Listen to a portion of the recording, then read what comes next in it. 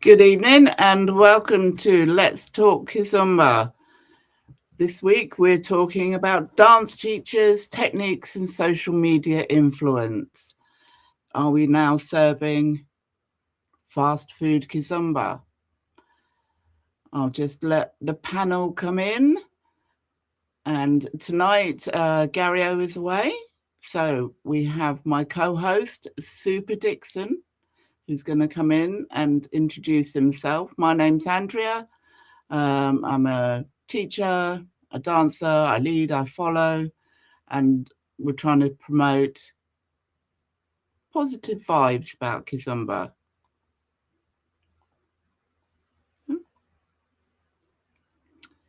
Welcome, Dixon. Good evening, boa noite, everybody listening. Welcome to Let's Talk Kizomba. Yes, yes, yes. And my name is Super Dixon one more time, and I'm happy to be here as a Kizomba Palop representative. For those who don't know me, I'm an international UK artist, which means I travel the whole UK teaching Kizomba. I'm a DJ, I'm an event organizer, I'm a promoter, I'm all of these things. I was born in Mozambique and I grew up in Portugal, where I got immersed since 7 years old into Palop culture, different culture than my Mozambican culture, especially Angolan, Cape Verdean. And I moved to the UK 15 years ago, and it's been an accident started to become this journey of Kizomba. And I'm here to obviously give you a bit more my expertise from a cultural perspective on the topics that we're going to talk every time in Let's Talk Kizomba. Are you ready for this, Andrea? Oh, sorry. If I'm looking at my phone, it's because I'm just posting stuff. I think David just slide in, I think. Not sure.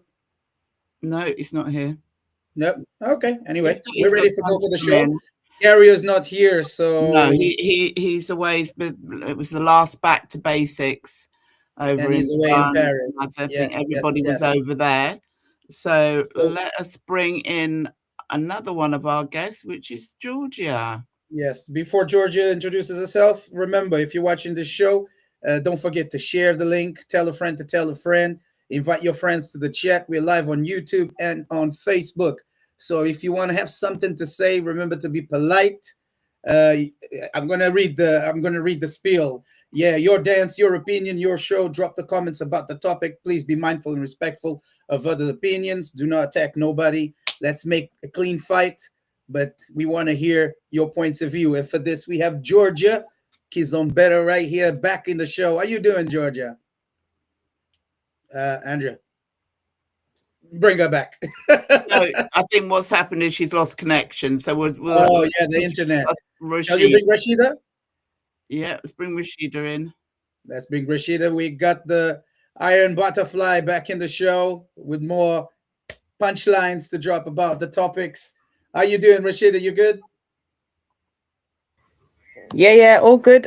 Thank you for having me back. I guess I didn't ruffle too many feathers too badly the last time I was on the show. So yeah, thank you for having me back. Yeah, for those who don't know, I'm Rashida Forbes Costa. I am an adopted Palop, Kizomba Semba teacher. Yeah, I've been on the scene for many, many years, primarily in the UK, done some international bits and bobs, but my home is in the UK and I love teaching Kizomba here at home. Yeah, I have had my tea, so I should be a little bit more balanced today. But yeah, really looking forward to today's subject. And yeah. Let's go, let's go, let's go. As always, if you see me on my phone, means I'm sharing these links as I speak. So please bear in mind that I'm making sure that everybody's watching the show and tune in and drop their opinions. We got Georgia back. How you doing, Georgia? I'm back. I'm back. Sorry about that. Countryside living and all that. Yes, I'm Georgia. I've been on the scene for just about 3 years now, on the Kizomba scene. Been on the salsa scene for many, many, many years. Can you hear me or am I stuck? Yeah, We can hear you very well. Okay, good. And yeah, Kizomba is my passion. It's taken my heart, my soul, and I'm here to stay. Love it. Addicted to the core, addicted to the core. So what do we have for us today, Andrea? So today we are looking at dance teachers, technique and social media. Just need to add Georgia again. Hopefully she's come back. Yes. You there? I am. Yes. Here to stay. And I literally just disappeared like that. Drop. Yeah. So yeah, so we're talking about, does social media influence maybe which classes you go to, which teachers you follow, which teachers you want to go to their lessons?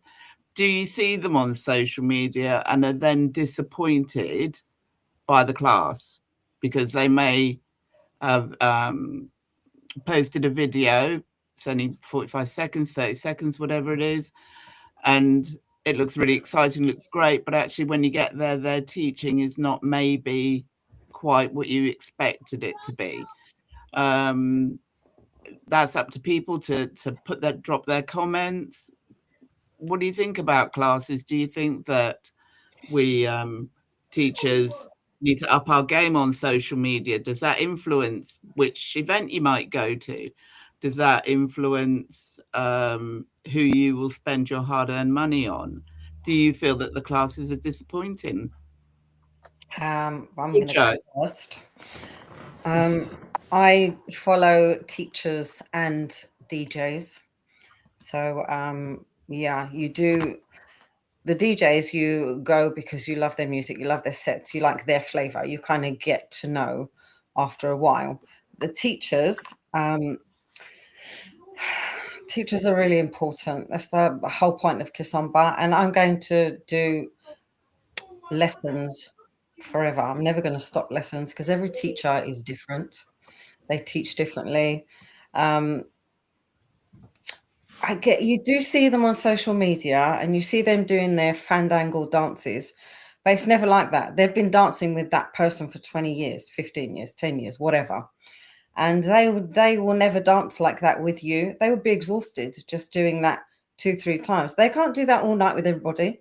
They've got a queue around the wall for people, for ladies and gents, and they're not going to dance like that all evening. There's no way. So you have to go with that in mind. They're not going to be tricks and dips and throwing you around the place all night. They're just not going to. And it's not what you see on social media. They do all that to attract you. Great, they're good dancers. This is what they can do. But it's not like that in real life. And you need a connection dance anyway. You don't want a showy off dance. It's fun sometimes, yes. You laugh your head off for a couple of minutes. But really and truly, it's the good connection dances that you want. So, yes, they pull you in, but that's not what you get on the dance floor. Yeah, thank you, Georgia. Rashida, as a teacher, do you post a lot? I know that we get a lot of videos of your lovely dances and your lessons shared with us. I'm very terrible on social media. I don't promote myself as a Kizomba Semba teacher very well. Like I don't, ask people to record me, partly because I'm by myself, and I'm not going to hand my phone over and be like, can you just record this so I can put it on social media? So no, I don't have a huge social media presence, but great. I'm very grateful to some of the promoters who regularly book me for classes, who obviously need to market for them, and that's where my videos come from. And most of the time, any of the other non-promotional videos are quite organic, like it's just me dancing in the club, and people might have just caught a snippet of it or something. But very rarely have I posted of videos and what have you of me dancing, and that's not because I'm saying I'm too good for that. That's because I'm just not very good on social media, and I'd probably be posting something with my finger in the camera or something like that. Like I wouldn't, I'm just not good at all of, I'm just not good at all of that. Do you know what I mean? Thinking I'm recording and then you just got a selfie. That would be me. So yeah, no, I'm not very good at all of that, but I absolutely, like, when I do see videos and things of my classes or what have you, I can see where people can be drawn to that. It's absolutely a valid and real marketing tool. But yeah, George is absolutely right. Like the videos that you see of me teaching in class are demos, I suppose. But those who come to my classes know I don't like demos anyway. But when I'm forced to do demos, yeah, no, I think it's a really helpful marketing tool, and hopefully you can just catch a vibe of me, and that should want you to come and take a class with me. So yeah, not a really helpful tool. I also like, even as a teacher, I do kind of look at social media. I've looked at a few of Super Dixon's videos actually, and be like, oh, okay, like that move, I'm gonna steal that one, and obviously make it my own and what have you, and put my own spin on it. But I'm just like, oh, that transition's a bit new, a bit funky, and do you know what I mean? They say that imitation is the best form of flattery, and there are definitely dancers out there and teachers out there who do have a social media presence, who inspire me as a teacher as well. So, and I absolutely agree with all of that. I'm just not good at it. So, so that's why it's a little bit sparse on my end. No, your videos are always lovely, and they always, your enthusiasm for the dance always comes across, and those are the dances that the videos that I'm drawn to when I scroll through social media, are those teachers that show the enthusiasm, not the look at me type videos, if you know what I mean. So there are several Kizomba couples that I watch who their enthusiasm for the dance I know translates into their lessons. So that's really useful. Dixon, do you use social media to promote what you do, promote the culture, promote the dance? And does your dancing translate on the dance floor? Hi, thank you, Rashida. I do, and this I thank you, Andrea, also, but thank you, Georgia, for your intakes.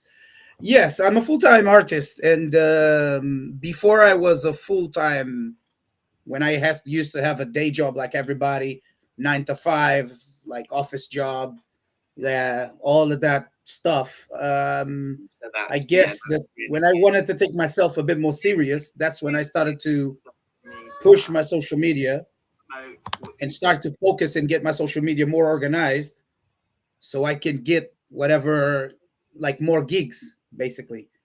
Do you know what I mean? And obviously, lucky for me, because I did studied. I have a master's in tourism and marketing, so obviously, I use those techniques to kind of sell and to advertise myself, which it goes against my ethos, because like Rashida, like many of the artists, it's like in my Portuguese mindset, I'm thinking, so now I have to promote myself. It's like, eh, sounds a bit shallow. Sounds a bit shallow, isn't it? When you're trying to go out from your normal self and have to promote yourself, it's not an easy process, you know. But yes, of course I had to do it. Of course I had to do it. Otherwise, I wouldn't be where I am today, if you think about it. Do you know what I mean? It's like people think, oh, you get bookings there, you are everywhere. You think that's sheer luck? No. Yeah. But responding to Andrea, after the pandemic, I did a big change in how I do my videos, how I promote my stuff, because I got tired of the clout. I got tired of doing all these crazy videos to have some stupid likes on social media. And then I go teach, and I'm teaching. Obviously, the level of the people in the UK, unfortunately, is not so high. Is not so high as it used to be. Is not so high as it used to be. Well, I'm saying, so why am I doing all these tricks if I'm not going to teach them? So I stick to showing more foundation, more work, more things that people would like to learn in a class. So everything that you see in my demos is exactly what I taught in class. So I'm sticking to what I also like to see and what I also like to teach. But make no mistake, I had to do the cloud game. I will leave it at that for now. If you have more questions, Andrea, shoot him up.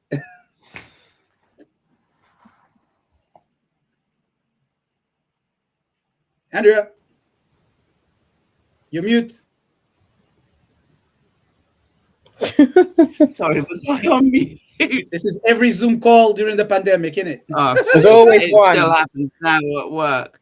So I agree with you. I think that teachers have to promote themselves, and especially when they're just starting out, to get so that people get to know them. Otherwise, how are they going to? They're going to have to use social media because everybody uses YouTube, Instagram, TikTok. All right, I don't use TikTok, but yeah, so they need to use it. So do you think though that those teachers who have the wisdom, who have the knowledge, they may not be using social media as well as they could be?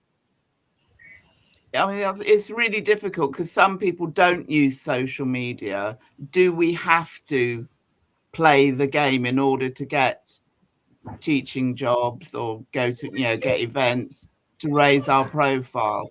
Years ago, when I started teaching, it was just the hard slog of going to every single sort of class you knew, getting to know the promoters, showing them what you could do. It wasn't this sort of hands-off thing, which I feel social media is a bit. You don't see how well, just because you're a good dancer doesn't mean you're a good teacher. Do you know what I mean? I remember going around, because I started in salsa, going around salsa clubs, getting to know everybody, going to as many salsa classes as I could, and then seeing me dance, seeing how I interacted with people, and that's how I got my teaching jobs. What do you think, Dixon? Do you think that that's what's happening, or? Well, I can tell you that one of the funniest things it's like, and I don't think people understand. Also, when you're running a business, and depending on how you want to run that business, that dance business, depending what is your goal and whatnot, I mean, my goal at some point, I stopped doing festivals because I just wanted to promote. I wanted to put Plymouth in the map. I wanted to put people in the city dancing. I wanted to get people to know what Kizomba is, and I realized that I ended up having to do the job of also advertising salsa bachata, because without salsa bachata, I would not be able to promote Kizomba. So again, I had to work that out, and I knew that salsa is the gate, so I had to. But one of the things I know for a fact that it was a game changer for me was when I switched. I organized all my social media, how I am presented, my logos, everything. When I started to post at the right times and my video started to have some traction, I remember the next festival I go, all the Kizomba artists and even the Latinos, they said, "Shay, you're not playing anymore." And when they said this to me, I'm unaware that everybody's looking at the videos. There's no likes that tells you that they see the videos. There's no information that tells you that people are watching. So when everybody's telling me this, means that, oh yeah, I felt it. Hell yeah, you saw me, but I didn't say that obviously loud. But I felt, the inside voice. Oh, you guys are you saw it. Okay, good, because that's exactly what I meant, and that's exactly what I said. Yeah, I said the game is up, and this was like a decade ago or so when I decided to come back to festivals. So I decided to, okay, I'm gonna push this in a different way, and the truth is that because of marketing skills, maybe that was an advantage point for myself, because most of the, I'm speaking in the Kizomba side of life, all my colleagues say, "Oh my God, I'm so bad on social media. I'm so bad on social media. Oh, I don't have time for that. Oh, but I'm never get booked. Dixon, can you help me out?" I'm like,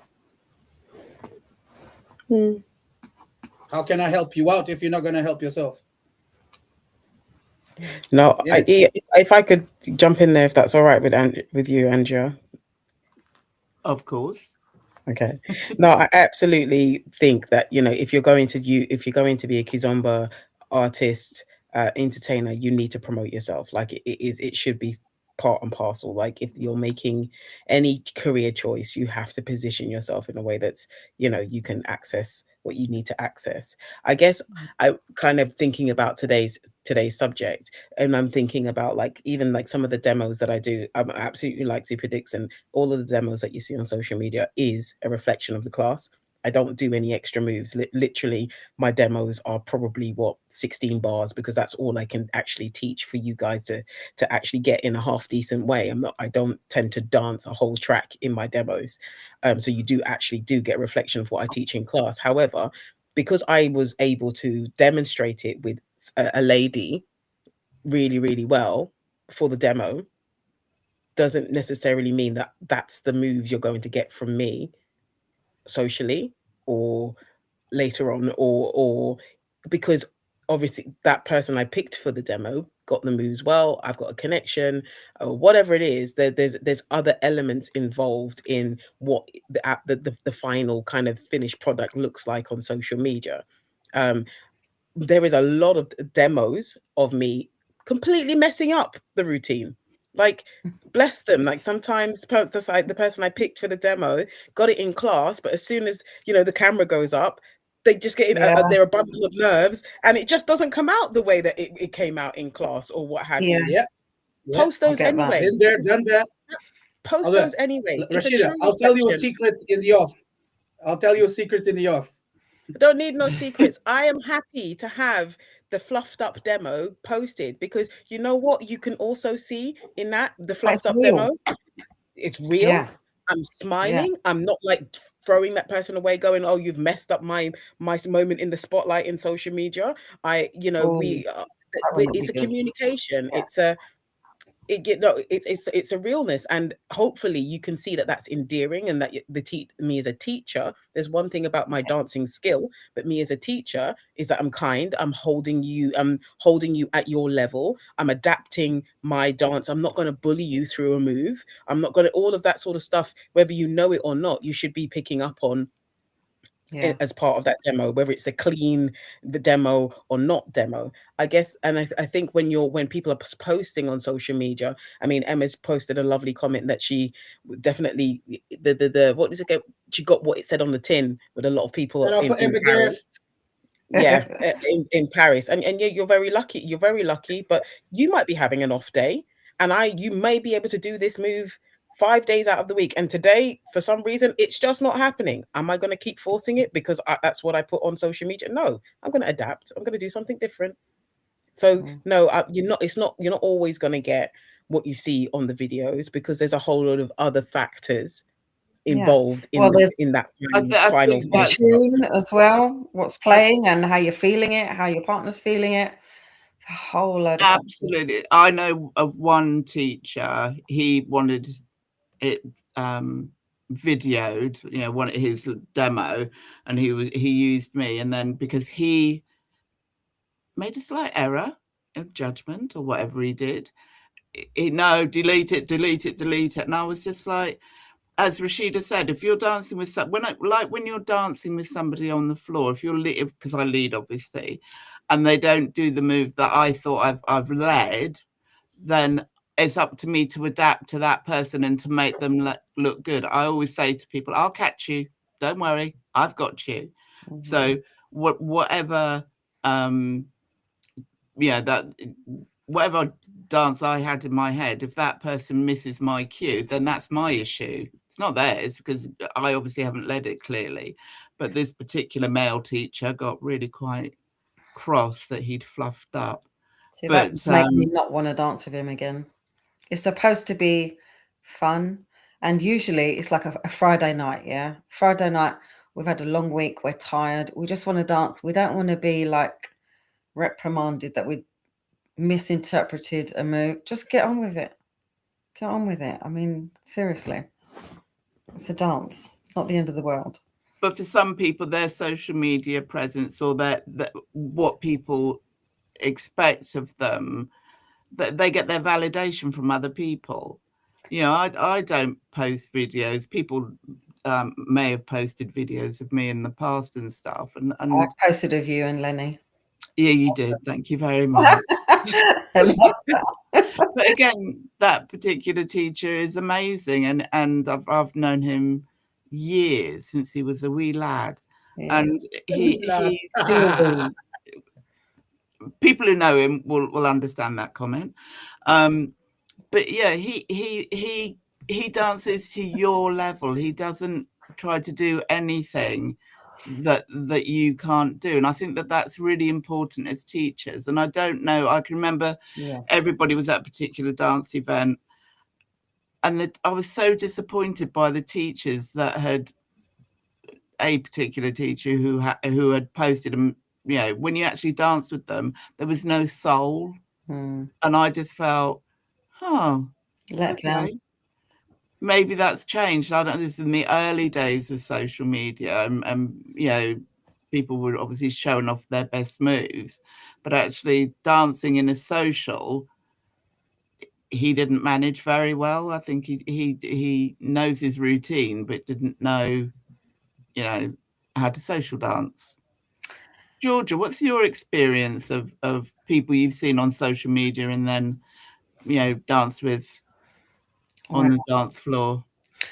I have to say, I will ask if I see a teacher that I really like, their dancing, I will ask them to dance.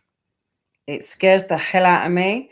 But what's the point if you don't dance with the good dancers? You get better by dancing with everybody, especially the teachers, male and female. And quite a few of them have lived up to it. I'm not going to lie.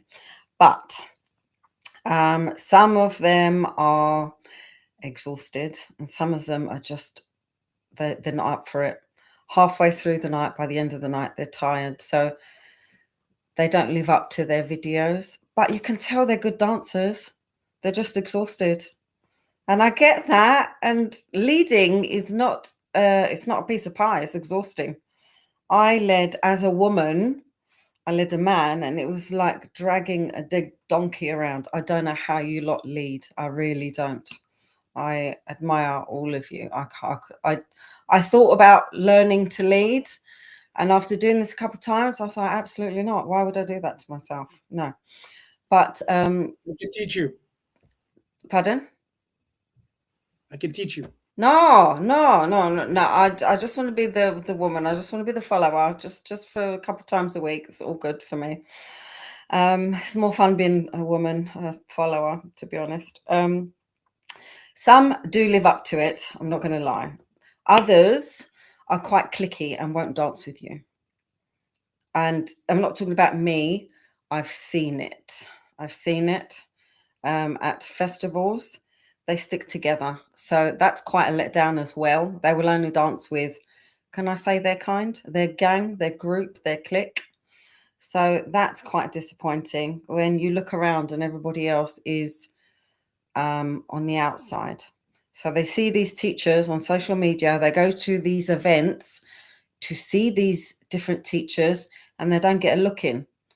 They're not going to keep their followers loyal for very long. They're going to see them from afar and go, you know what, when I met them in person, they might be good dancers, but only together. They won't take the time to dance with the average dancer, anybody else, just their clique. That's not, doesn't feel good. What you're saying basically is that they don't live to their expectation. So how do we distinguish between a teacher who has mastered their art of dance or mastered the art of social media? How do we know that? By asking Rashida? them to dance when you're there. If they dance with you They're not just about social media. They're not just about those videos. They're about keeping it real, dancing with the average person. That's the difference. Rashida. Yeah. Yeah, I guess just to sort of build on George's post, I guess social media is a taster, for want of a better, like it's a sample, it's a taster, and then the proof is in the pudding, like seeing them Correct. live and in a social event, and how they carry themselves is like whether exactly how whether you have loyalty and longevity in terms of followers, and whether that translates to actual people spending their hard-earned cash to come and learn from you, and go to events that you're part of, because in the events that you're part of, you're also representing and saying that this is a good event. So I guess, yeah, I do try and do, some social dancing after class. But Georgia is quite right, like, I'm not, I haven't been brave enough to do what Super Dixon has done. I do have a regular 9 to 5, and teaching of an evening. For example, I teach at Chocolate Tuesdays, and those lessons are 2 hours. After working a full-time job, literally have enough time to jump in the shower and jump back out again, and I am exhausted by the time that I finish my 2 hour the second class, and I don't have a lot of energy. And if I do have energy, um, then it's quite moderated in terms of my dance after that 2 hour class, unless it's a banging track. Because some reason, I like, was gonna Bobby say was that. I've seen you jump up, Rashida. yeah, like Bobby was right. When I've music seen it. hits you, you feel no pain, and I'm just like, yeah, I'm broken as I walk out of the club, but for that moment, leave it all on the dance floor. So yeah, I definitely think there is something about the proof being in the pudding. I'm always really conscious, and I see it.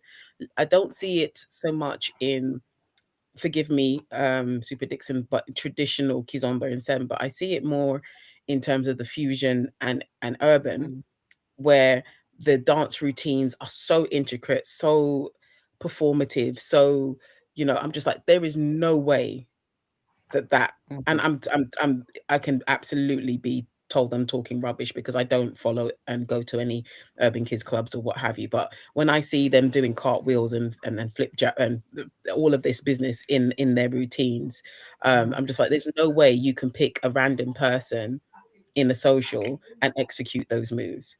mm. There's And no as room much either.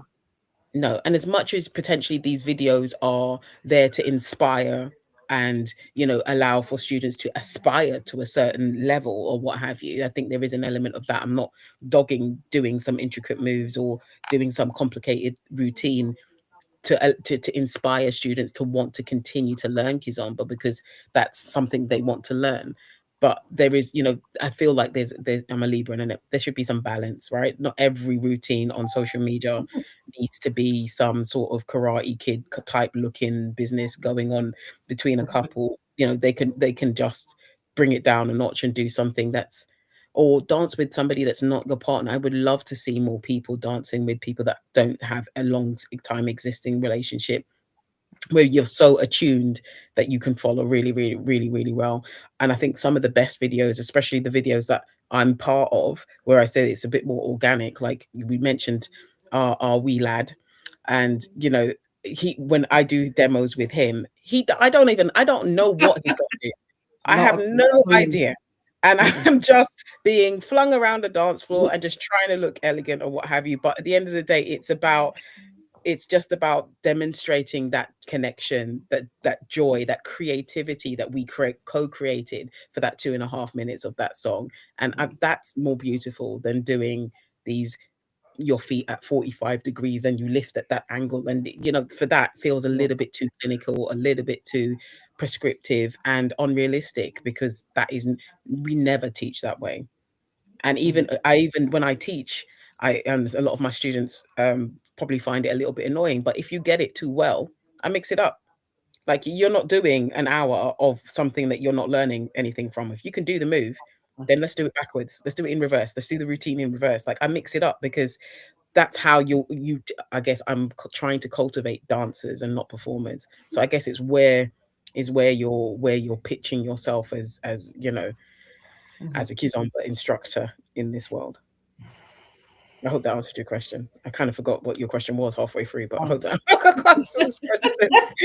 That's all right. We're just going to have a look at some of the comments here, because obviously this is your show, guys.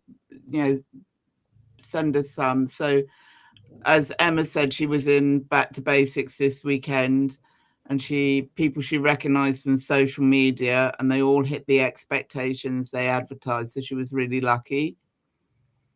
And again, Emma says, foundation is the most important. You can't run before you can walk, and every professional needs advertising. We see it all over social media, all over your billboards and wherever. I remember back in the day when we handed flyers out to everybody. Oh, D, I haven't seen you for a long time. So you've caught me many times, Andrea. Yes. I was gonna say, actually, that's what you just said. I just lost it. But you said something really important, which is something regarding to performance and dancing. Yeah, performance and dancing. It is interesting. It is interesting. For me, for example, it's like you see all this great video, and I'm like, did this guy just taught this move? I was like, I have a few students that I would like you to lift in the air like you just did. I would like to see that. It's like, yo, bro, can you do this with this student of mine? You know? And I'm like, but this is the thing. This is the thing that honestly changed the game for all of us. When you see this young gun pulling all these tricks with a girl with the leggings, with this special leggings, you know what I'm saying, doing all this thing in the camera.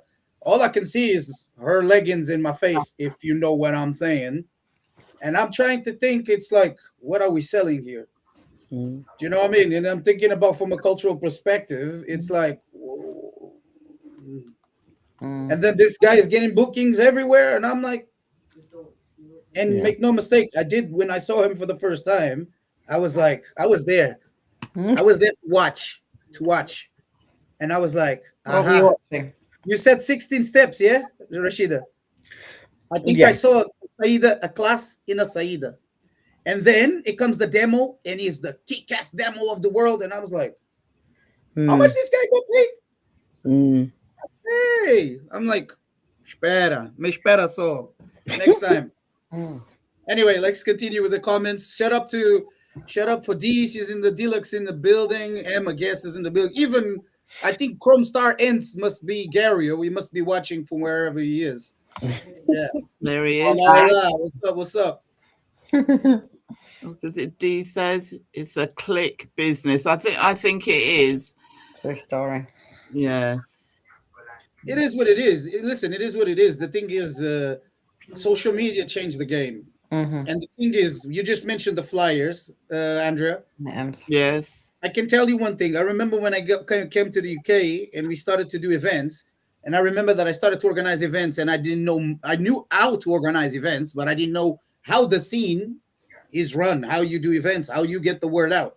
So the funny thing is like when part of the budgeting was to buy 5,000 flyers or whatever for 75 quid or whatever, I was like, in my mind, and I guess this is my African mind, $75. I was like, what? I was like, 75 quid for a piece of paper. I totally said, absolutely not. And the funny thing is that everybody called me crazy. And I just said, you know what? I'm going to do my own events.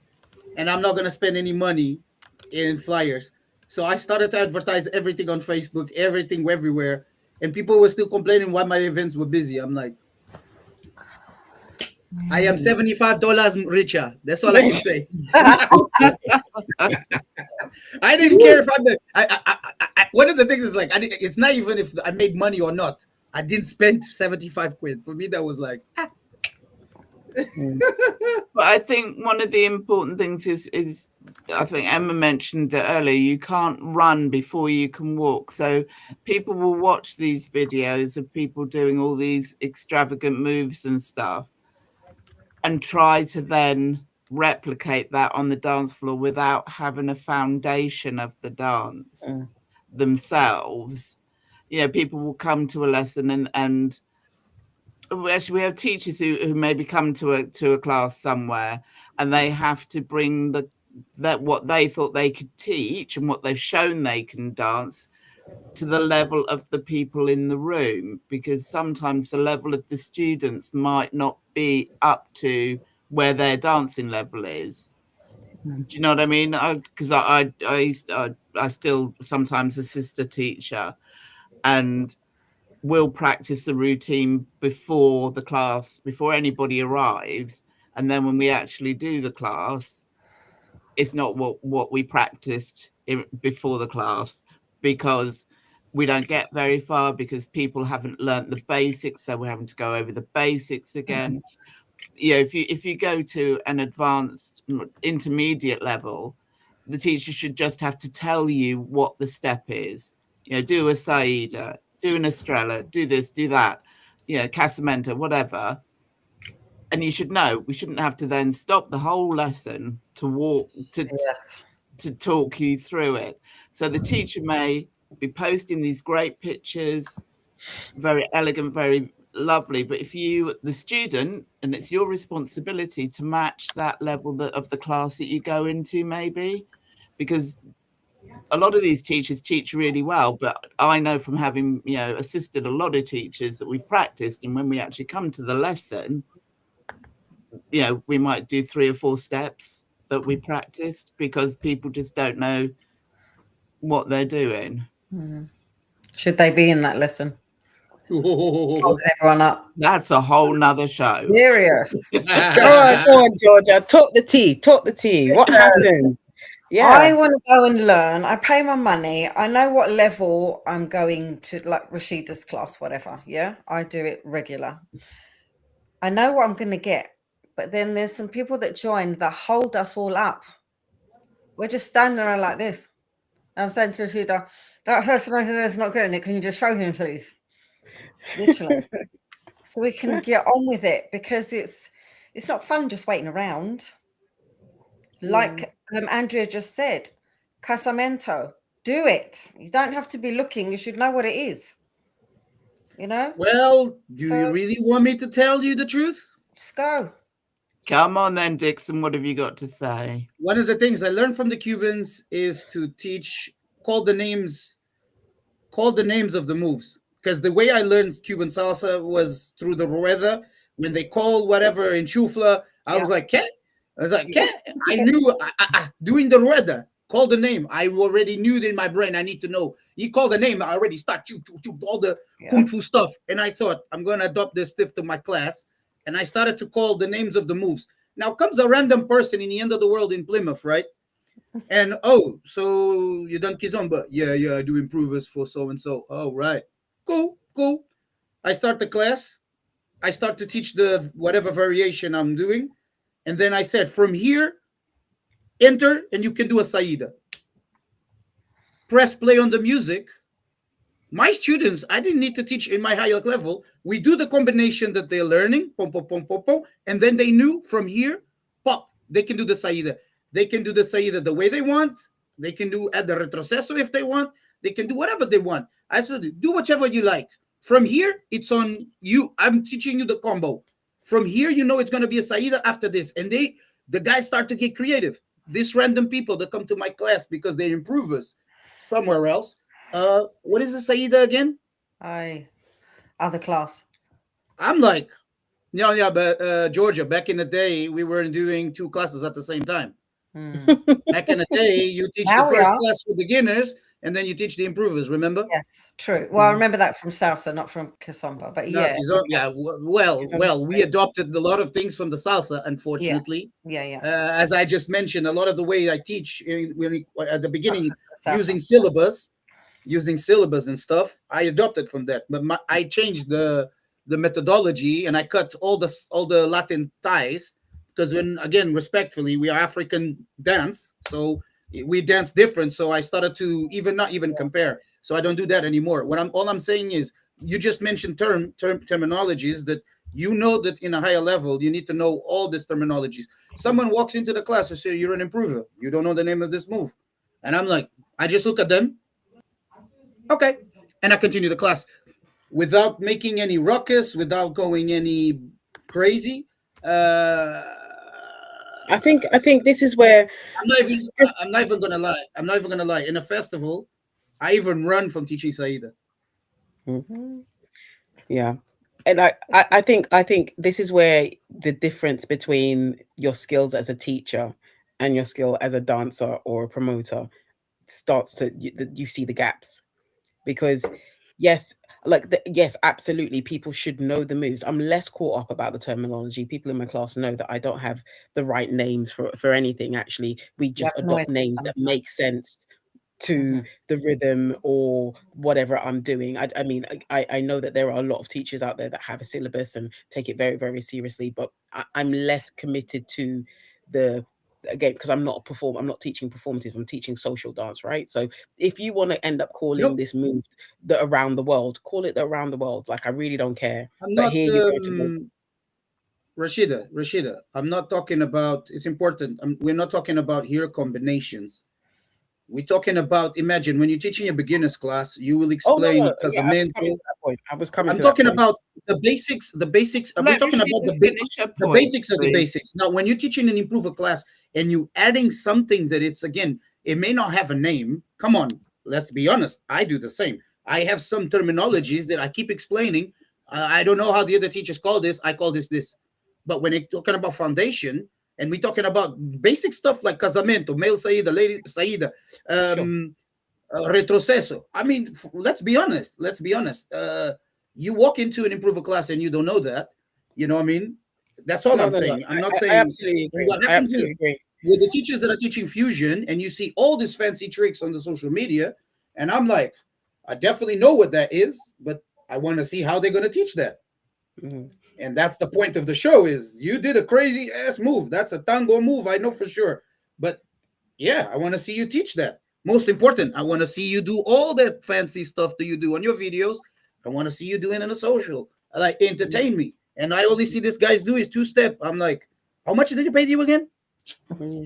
You know For sure. But yeah, the point I was making just before we go to the break, the point I was going to make about um the people holding up the class and whatever it is, and the where the gaps between sort of self promotion and doing all these fancy tricks on videos and stuff that we see versus the reality of teaching a workshop or a class on a regular basis is the teacher's ability to adapt, the teacher's ability to see, to notice people's learning styles, the people, do you know what I mean, to break it down in different ways or speed it up in different ways. And yes, that obviously there's absolutely, Georgia, I'm right there with you. We've shared a couple of moments of grimace and frustration, and I just have to keep it moving with certain times at certain students that they are probably never going to forget the move, or they're just going to adapt this move to whatever it is. And but I guess your skill set as a teacher is to be mindful of all of that and moderate how the routine ends up, going back to Andrea's point about the things that you might have in your mind on your drive to your class or what have you, or as you walk in, or however, whatever you might have planned for, just gets thrown out the window because that's not the skill set of the cohort that you've got.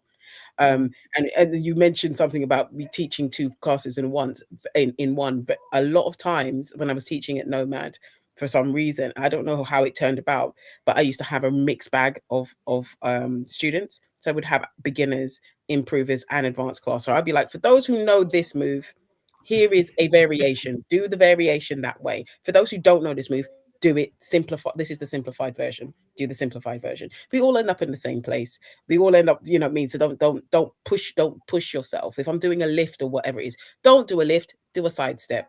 Do you know what I mean? And I guess that kind of differentiates the skill set between teachers and performing artists and what have you else, and people that are promoting themselves to be this very kind of intricate, So much so. technical dancing, and then fall apart when they can't adapt to the skill level of their class.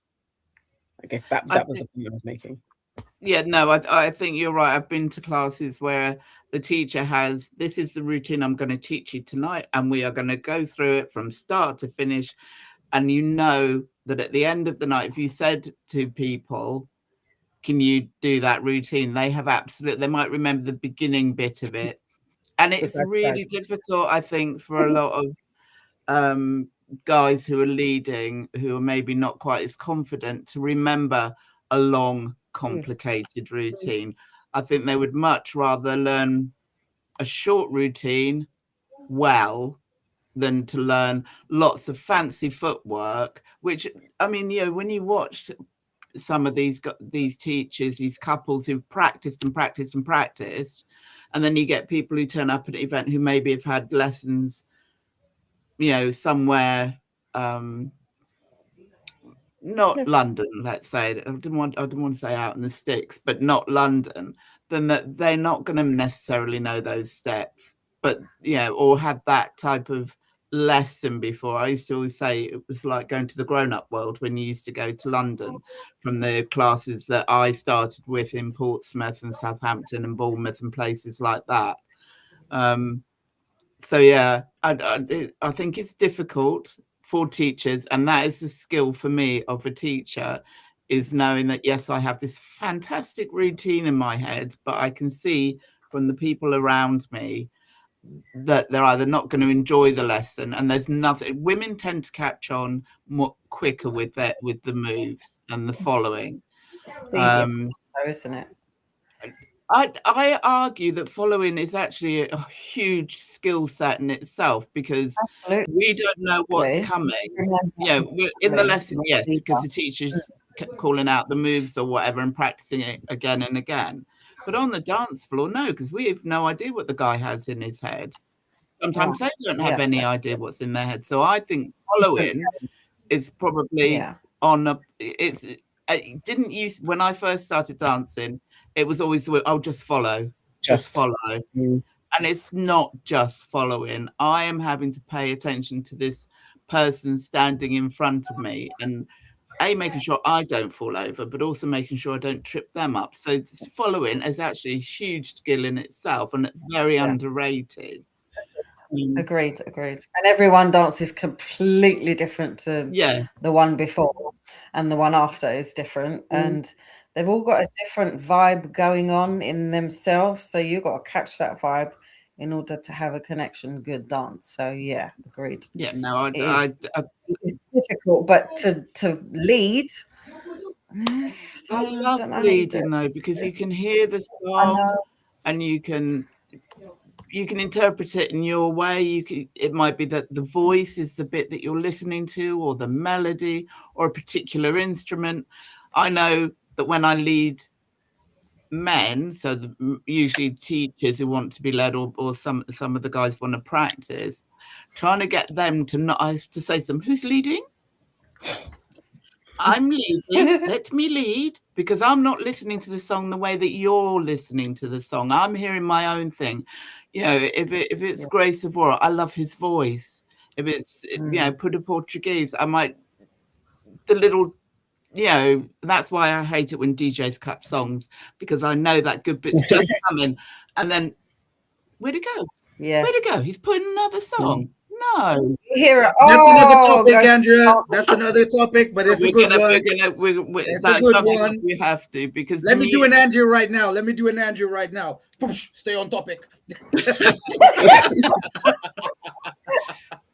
Yeah, but we will have to do something about music. But yes, but it's leading to me is very challenging, and sometimes I walk off with a crick in my neck and my arms sore, and I don't, you know, men.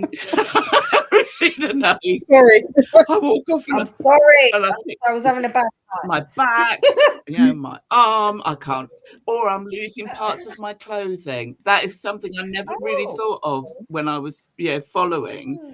But there's one person who drags me down like this, and I think, please, I'd like, to stay at least rest on the dance floor. Can I say, nothing to do with this topic, but now you've said that, I danced with somebody and he completely, unintentionally, he didn't even know about it, undid my bra while we were dancing. Saying nothing. You're sure it was good time for a break? I I can't hear a word you're all saying, but it's true. Yeah, It's true. accidentally. Yeah, he didn't even know. He didn't even know. Stop with the. He didn't know. He doesn't know. All I'm saying is he probably did it on purpose. That's all I'm saying. I don't think so. I know him, and his face would have been different.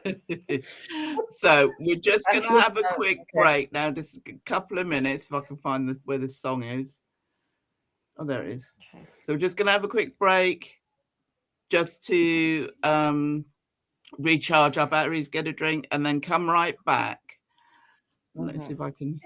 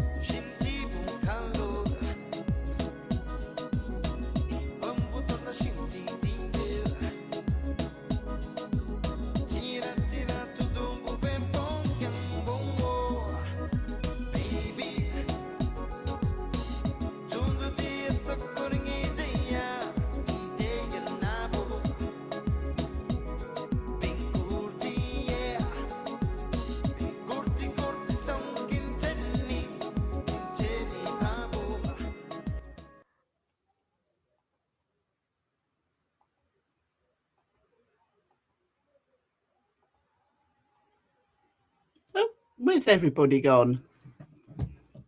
Are we back in the room? Let's let everybody back. There's Dixon. Are you ready, Dixon? And Georgia. I'm here. Huh? Georgia's connection might have dropped a bit. I don't know what. You all right? I'm here. Yes. I don't know where Dixon's gone, but we're back. We can talk. Yes. Still getting his drink. Oh, well, he could well be, couldn't he? So let's have a look and see some of the comments that we've had. Let's go back. So yeah, Emma's saying obviously she was in Paris, that she got flung around on her last dance. Oh, I hope that was a good fling thing. Well, she's on painkillers now.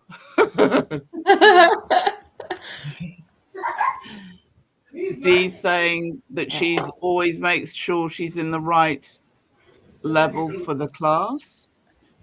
I don't like the embarrassment. Yeah, and you know, maybe some people don't feel they're embarrassed, but you know. Oh, and this was one of Rashida's moves the other week.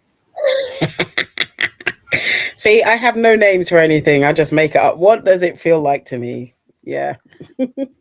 Yeah. But we know what you're talking about. You remember. But it doesn't always translate, because when you teach, you say to people, I'm going to teach you a Saida. Saida means exit. And then they still stay in front of the person. And you have to sort of think, have I not explained that clearly to everybody? Exit. Oh, look, Izzy's there. Hi, Izzy. Hi, Izzy. What's nice you? What up, Izzy? And Dee saying following can be scary, and it can be if you're. I watch people before I maybe accept a dance from them, and if I think we all remember Crazy Hat Man. Oh, lovely man. Good times. Good times. Yes. I think he had his own WhatsApp group, like beware. Crazy. I think he got wind of it because he stopped coming, thankfully. Yeah, it's true. I Wow. think that was by choice. What But I think people leads need to be mindful of who they're dancing with. You don't know other people's physical capabilities. You know, watch where you're going and where yeah, you're flinging also people. people are not really like spatial awareness is a thing. We need a show on that because And that's one of the things that I wonder about people who are regularly on social media. If they're, you know, the teachers may be great at teaching the steps, but what about the etiquette on the dance floor? Are they teaching it? I can't remember the last time I went to a kizomba lesson where the teacher said out loud, "Kizomba is a circular dance." Well, I know Rashida does it all the time, but I think that people are forgetting that this is a circular dance. It's not a linear dance.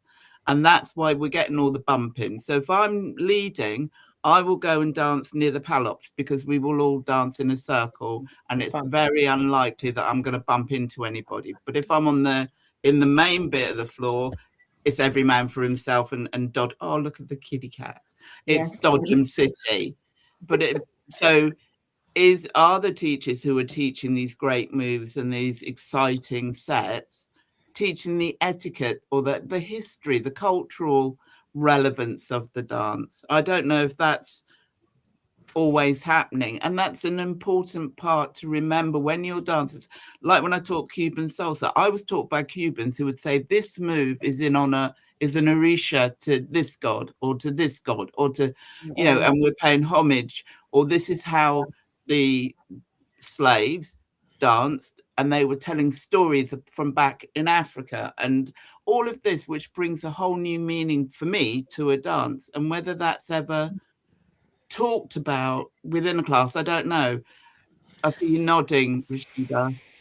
No, I'm definitely, connecting to my Cuban salsa days, which I'm trying to relive at the moment. So I'm trying to get back into Cuban salsa. It's good cardio. But yeah, absolutely, it definitely kind of resonates in terms of that deeper meaning, because of the stories that are attached and yeah, the storytelling you are doing through your interaction that is dance. Like I talk about kizomba, about any dance is a conversation. It's just a conversation without words, right? So whether that's rooted in very, very strong, kind of very direct traditions like Afro-Cuban is with the Orishas and stuff, or with Kizomba or Samba, where I may not always understand the root of the moves that I'm doing, or whether it even has a history that could be equated to the Orishas and salsa. In salsa, it's you're still paying homage to the way it was performed and the reason it was performed back before it became commercialized in the UK. So when you yes, there's different, the Semba show. I try, like if I'm going to teach a dip or a trick or something that's a little bit, actually what I actually call it is something funky. If I'm going to teach something funky in my class, I try to share, maybe not all the time, that this has a place outside of this social dancing, right? So this is a bit of a Semba show trick. It's a Semba show dip or what have you. You need to be very spatially conscious about doing this move. And this move is not life or death. Like you are not going to get a fine if you are unable to execute this move. If you have the space, it's a lighter night or whatever it is, and you want to try and you've got a connection with your partner, here is something that's in your toolkit. It is not something that is required to be a good dancer. I have had wonderful dances without any tricks or dips or what have you. And also, in the same token, when you're talking about levels or what have you, I have a number of ladies and some actually men in my class that I know, regulars that I know have certain injuries or ailments or what have you, that are not able to perform the move as I'm teaching it. So as I go around, it's like you can adapt it, because all of these moves are an invitation, right? The woman or the man can choose to decline that invitation. And there's many a time that I have seen, like Crazy Hat Man, who has flinging people around the dance floor and expects me to do something. I would just dig my heels in and be like, no. Right. We can do side to side. I'm here for side to side. I can vary that, but my feet are staying on the floor. Do you know?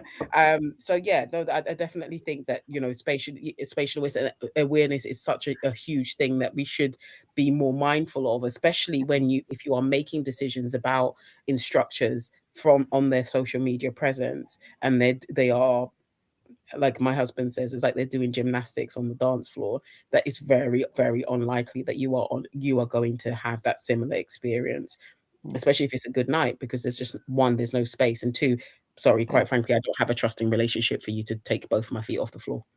Yeah. At least one foot has to be. Absolutely agree with you. Yeah, same. Georgia, you going to say that?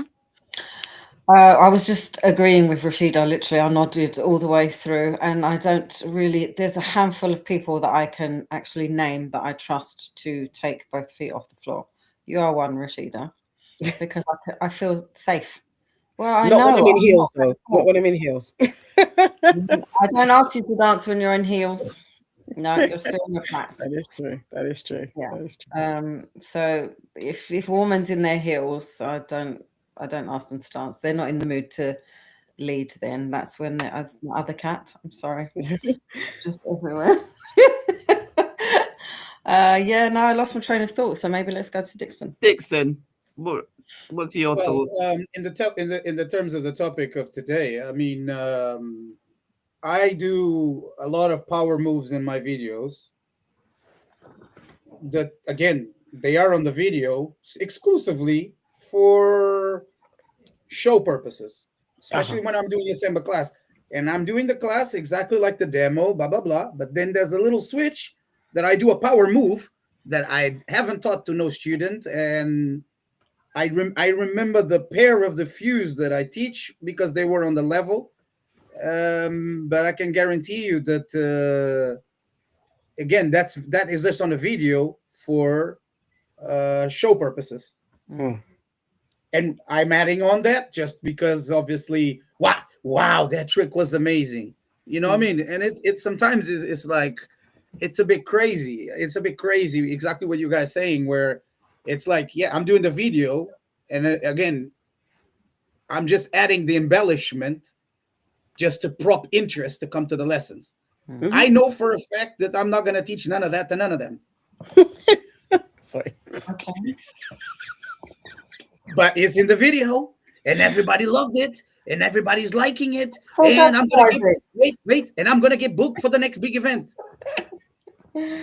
And then you don't teach that move, and are people disappointed? No, but here comes the surprise. Here comes the surprise. No, I won't teach that move at all. I won't do it. But ladies, because I know how to lead that move, I know how to do that move. And after a couple dances, I have assessed your body. I have assessed if you're stepping well or not stepping well. So I can guarantee that any lady that says, oh, you're not going to do that trick to me. And I'm like, wow, which one? This one. And they slide. I'm like, surprise, surprise. You just been played. That's why it's like a lot of the things that I try to teach in is just like, again, some of the moves that I'm showing, I show them in a way that it's possible for them to learn. But it doesn't mean that, it's just, and then I won't go into that crazy mode because, again, the responsibility, which is the thing that I believe that a lot of these artists in the clout mode, which are doing super viral and traveling around the world teaching, they're doing all this crazy malarkey stuff. And I'm thinking, so now these guys are going to do this kung fu to the ladies. Not me. My feet are very grounded on the floor. No. Like Rashida said. Andrea.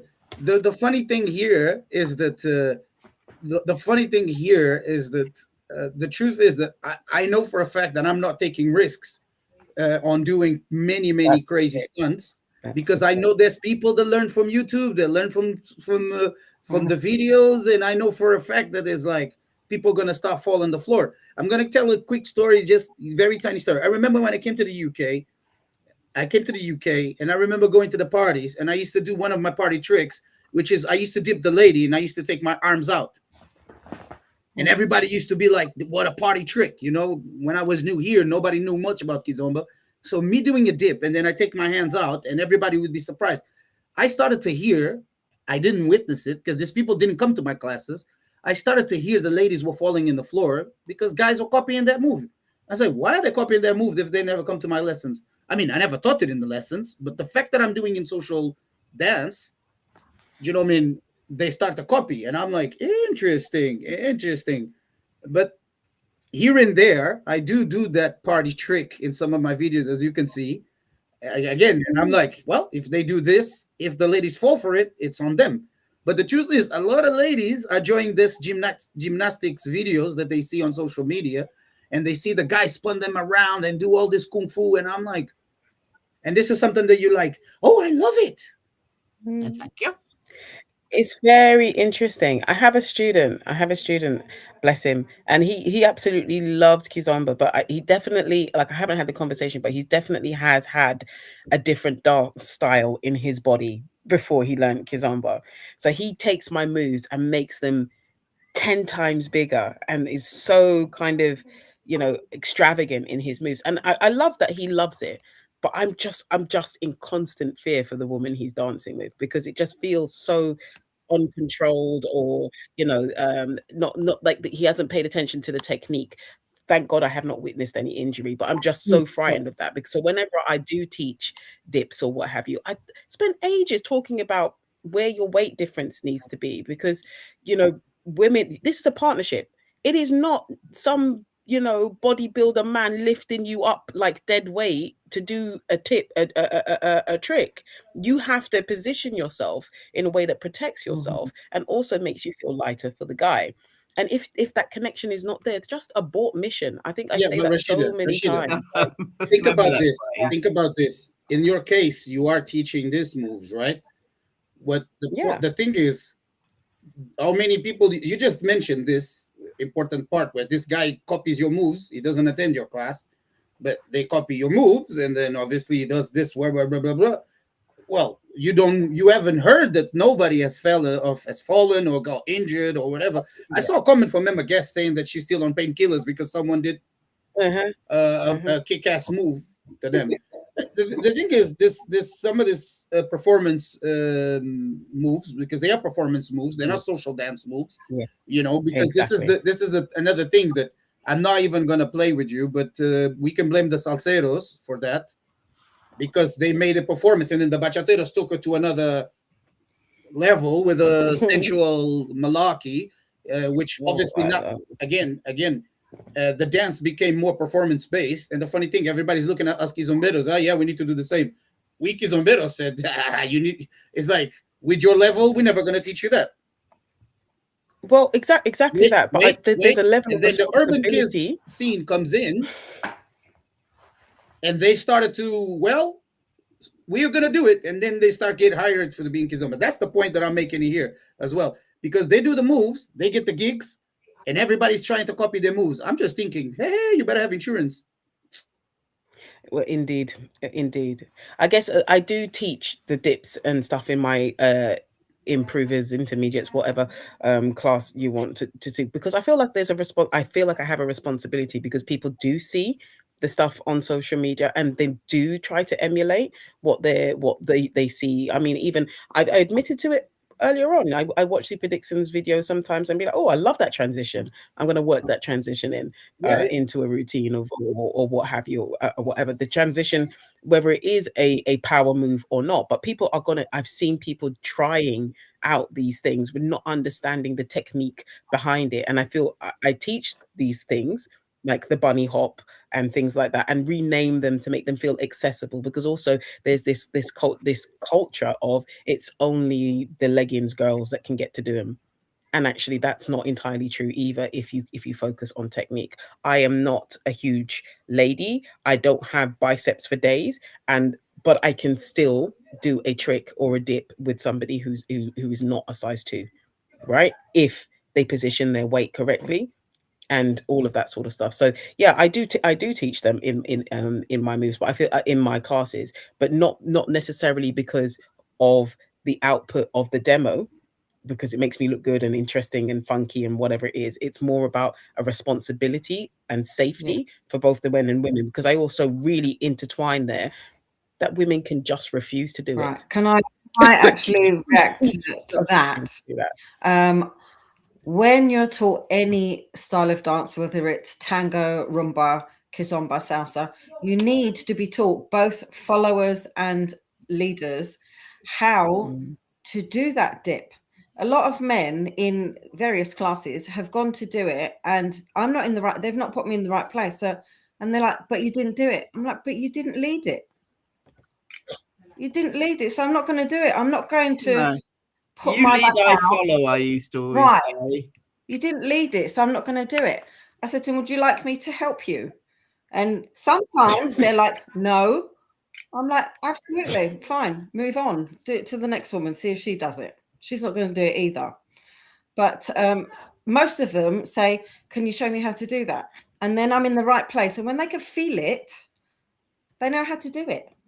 And that's what you can't get from videos and, you know, Instagram posts and things like that, is saying to people, it's great watching them. I can watch a dancer and I can see where they're transferring their weight. I can see where the person that they're leading hasn't necessarily followed it correctly. And you can tell, you know, that they've had to change what they're going to do.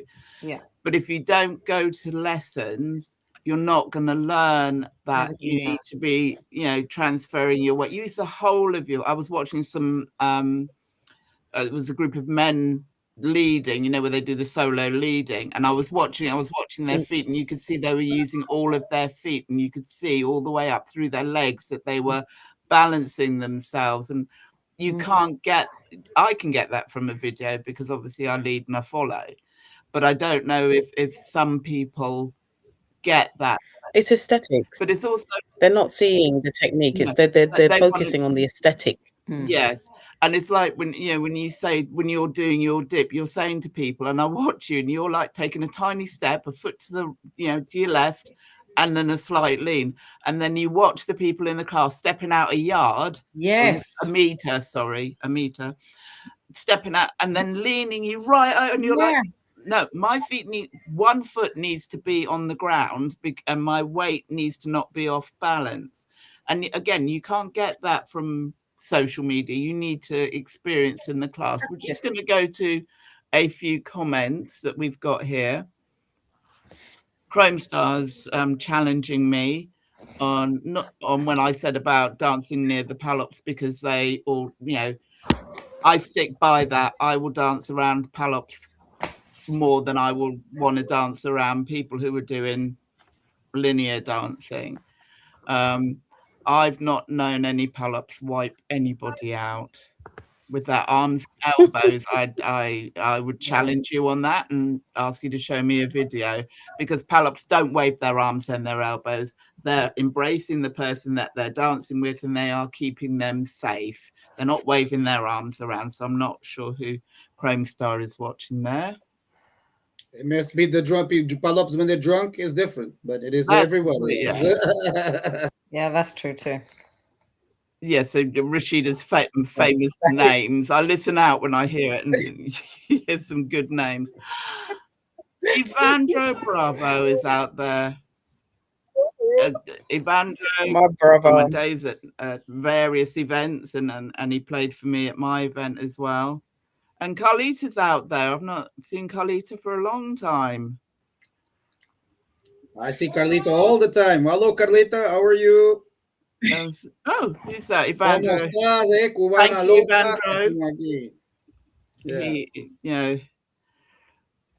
So this is it. It's so funny. Like, you know, we're talking about all the you know, the very flashy, showy moves on social media, and actually, you know, there is a lots of videos that I do watch that I guess are less mainstream, and when, as you just popped Evandro up on the screen, like, I really enjoy dancing with Evandro. He has like maximum 5 moves, but he has Amazing. amazing musicality. It's the Like, musicality, and isn't it? there's no bits and tricks and whatever, and you'd be lucky to get a Saida. But actually, some of the best dances I've had are we've talked about this so backwards and forwards or what have you. But those are the videos that probably wouldn't have the most views on social Yeah, media. because they're not that exciting, but they feel the best.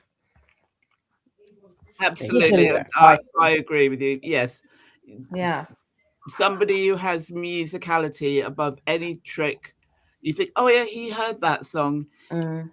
Yeah, He, but you all are aware, like even Georgia said, it's not that exciting. You know that most of the videos that I posted since after the pandemic, and I chose to stick to the source and to post what people can actually learn, how the dance actually is. I knew for a fact that I'm gonna get less likes, I'm gonna get all of that. I still get the bookings though, but in an international panoramic view, I won't get that many bookings or whatever because Yeah, I hear you.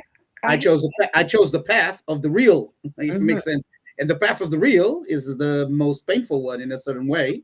But you see what you said, most people in the European mindset, they're not that impressed with the actual dance. They want us to put some tango stuff. And the teachers that are adding all this fusion galore, again, I have nothing against fusion. I do fusion, my own fusion too. Yeah. But the truth is that if you would be more inclined, Georgia, to go to a class where you see more flair, more performance, rather Yeah. than a class that you would learn how to do exactly what you just mentioned about Evandro. You know what I mean? Not doing 10,000 tricks, but he's on the music, he's on part, Oh, he's they're my on the favorite connection. dances. Yeah, do What you know what I mean? attracts you in the first place is the fun, it's the energy, and blah blah blah blah blah. But I know what I like, and realistically, on the dance floor, I want to close Not my eyes judging, by and the way. me Not and my judging, by the way. partner. That's it. That's all I want, and then I can just go home like buzzing like that all the way home. I'm driving like this. Yeah. That's what I want. I don't need I like all the tricks and dips, and there's a time and place. And yeah, I do like fusion. I like all of that. But every week I want to go dancing and I want connection dances. I want someone who hears all the different tempo changes in the music, and sometimes dances on the singer on the voice, and sometimes on the percussion, and can hear all the different flavors in the music. I want that. I don't actually need the flamboyant blah blah everything that attracts you to the teacher in the first place. Yeah, it's fun and I do that, and I actually quite like fusion as well, but at the end of the day I want a good dance, a good connection dance, which are not fabulous to look at. But I don't care because I don't need you looking at me. I'm inside my own space right there with Yeah. my partner. Right Big shout out for Evandro. He said he needs to learn Saida. Rashida, that's going to be your job. No, I already told him. I replied, never. He is not sullying his dance with any Saidas. He's keeping it pure. All I'm gonna say, Georgia, is that a lot of people, like we've been talking about how we are analyzing, in this case, obviously from a professional standpoint, how Andrew and Rashida can see a move. Oh, I haven't taught this move in a long time. Oh, I remember. Oh, I like this twist. Let me work out this twist. You know, I mean, whatnot. But the funny thing is, a lot of people are not even aware, for example, when I'm watching some of these videos that are, again, at the let's say at the naked eye, they look really great. They look really fantastic. And I can tell why these guys are going viral every turn. Okay, cool. But then I'm watching to the video and I'm thinking, there's something wrong with this edit. And I can tell you that it's like, I'm sure this guy is not on time. This is an edited video. And then when it happened because again, I'm not just international UK. I actually tend to travel to go abroad and to go to these festivals where I'm on par teaching with this, superstars or whatever they call themselves. But then obviously I want to see this guy in action. And then I'm seeing their demos and I'm like, this guy didn't hit one even note on the beat. You know what I mean? And then I see all these ladies like happy to dance with this guy. And I'm like, am I stupid? This guy cannot even hit a note. How the hell he's got a job? How much he got paid again? I'm like, I've been saying this throughout the whole show just to prove a point here, but the truth is that you see what you like, and that's what happens. Everybody sees what they like, and they go for those lessons because they're in hopes to learn that. And there's a lot of these teachers that are actually teaching all that acrobatics. Which, if I'm going to be honest, I want to be clear that the people watching this, I don't have anything against acrobatics whatsoever, because if you learn Samba from the show perspective, Exactly. they're gonna use, when Yeah. I see the Samba videos, especially from the younger generation of Angolans, and I'm like, I'm like, shit. Yeah. You know what I mean? I'm like, I'm starting to obviously grab my back, and I'm thinking, no, I'm too old for that. No, I can do some of those tricks, but I'm just thinking is, well, sell your fish. Yeah. Sell your fish. But in the end of the day, is a lot of people are being flashed by this amazing tricks, especially in the Western world. You know what I mean? And I'm like, okay, cool. Learn those tricks. It still doesn't mean that people can dance. I rest my case on that. We have No. a comment here from Mr. Smooth. Sorry, this one. Don't followers prefer tricks or nice, simple moves? Shout out Felice Smooth. Hey. So from my perspective, I watch obviously the dance floor, and I watch some of the Palop guys, and they aren't doing 500 moves. They're literally just, a few very basic steps, but they are on point with the beat, and they're on point with the voice, or you can see that they're listening to a particular instrument, or that's what they're dancing to. Yeah. And I would much rather have a dance like that than come back thinking, okay, he's cricked my back, twisted my ankle, ripped my hair. Yeah, those are the dances that I enjoy. And yes, I love a good samba, don't get me wrong. And if I dance with Lenny or someone like that, then it's amazing to test me to do something that maybe is slightly outside my comfort zone. But there's a couple of guys I dance with, and their steps, I wouldn't even say they were basic, but they are so in tune to the song that we're dancing to, and to me, they're feeling me, and they know what my sort of limits are, maybe. That it's amazing. So and to be fair, Mr. Smooth, your dances are divine. I love your dances, and sometimes I get more than my fair share, but what's Izzy saying here? Well, I don't know about any UK-based teachers being booked because of fancy moves. That's how weekenders are. Then I'm not missing out. I can't speak about. I don't do festivals. They've never been my thing. I've never really enjoyed them. I know a lot of people love them and think they're amazing, but not necessarily my thing. Would I go to one because I see somebody's there from their social media points? Probably not. Can I answer easy? Yes. Which question was that about the? So the last one that Easy said, I don't know any UK-based teachers being booked because of fancy moves, and that's how weekenders are like. Then I ain't missing out. Well, let me be clear here, because I guess people forget that social media exposure, it's not just for festivals, because the truth is that because I don't think Easy understands this, because again, a lot of people in London live in the London bubble, so they're not aware everything else happening in the rest of the country.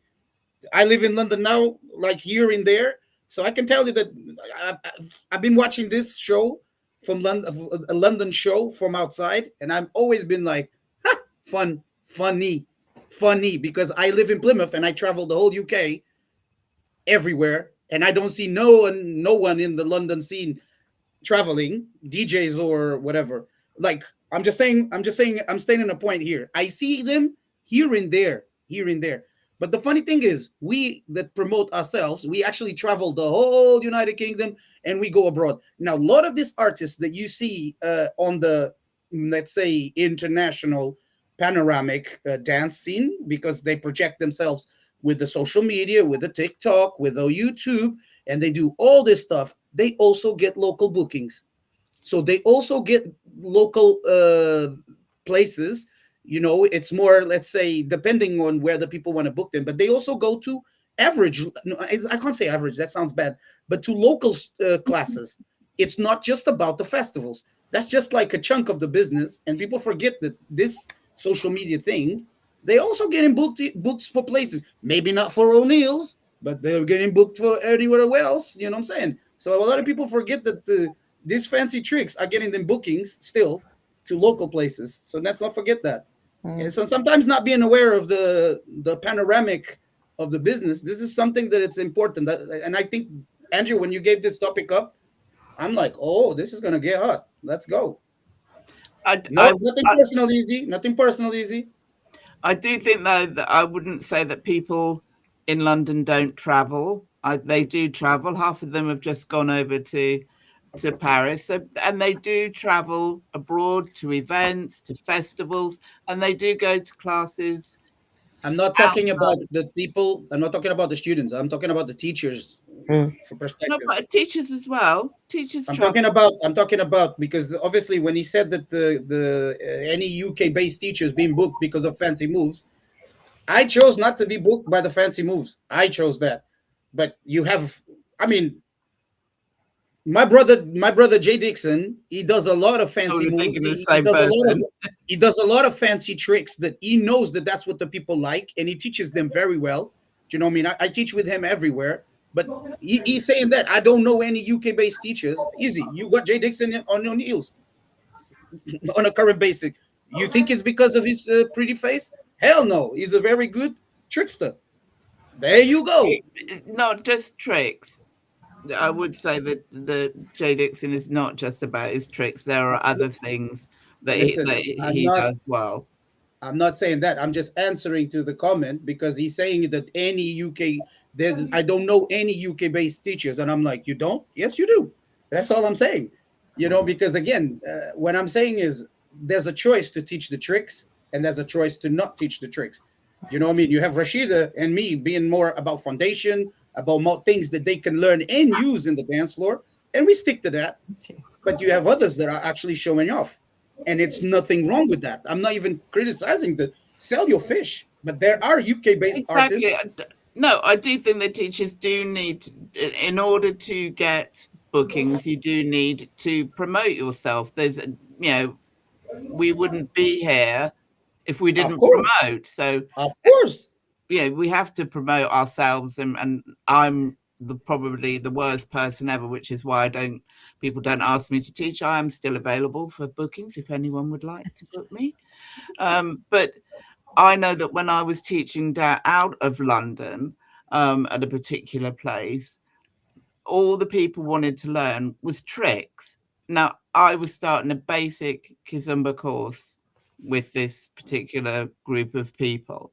And I said to them, I said, you can't run before you can walk. But they thought because they did another dance that they could just jump straight in because Kizomba's easy, and that they could jump straight in with tricks. And they couldn't even do the cha-cha turn. And I'm like, how are you going to expect me to teach you, a trick if you can't even walk in a circle? The ladies couldn't follow walking. Salsa people. Yeah, they were. Yes, they were. But it was, it was difficult, and I didn't want to disappoint anybody. But when I did try to teach them even a simple, and I don't even consider it a trick, they couldn't do it, and we were just for hours doing the same thing. And I was like, if you let me progress through the way I progress in lessons, you'd have been doing that in a couple of weeks' time. You'd have got a trick. But no, you wanted to run before you could walk. So teachers feel the pressure, I suppose, of having to perform or to teach tricks to keep people interested. No, I would agree with that point. I would agree with that whole lot. I was just agreeing with you, Andrea. You know, my Kizomba teaching journey, you know, I used to teach beginners Kizomba for almost 2 years with no promotion, no nothing, no credit, no nothing, because I was honing my craft, right? So I wasn't promoting myself at that point. I wasn't trying to. I don't think I actively promoted myself to become a teacher either. I was helping out in a class and then ended up taking over that genre, that level, yeah, at that time. And I did that relatively unnoticed on social media for a number of years. It's only after, like I said in the very beginning, where you would get very candid, organic little snaps of me dancing in the club or what have you, that slowly people were asking me to help with bits and bobs. And that's how, I had a little bit more of a social media presence. So, but I guess it's seeing the difference between, Super Dixon and I. This is his livelihood. This is his profession. This is his career path. So absolutely, there's a different impetus to be having such a social media. I'm very happy with my little corner of the world.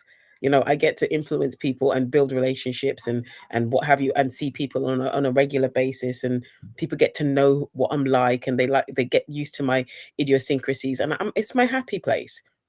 Going when I'm going to teach in Nottingham, and I much appreciate those invitations to be to go elsewhere, whether that's in the UK or what have you. But it's different.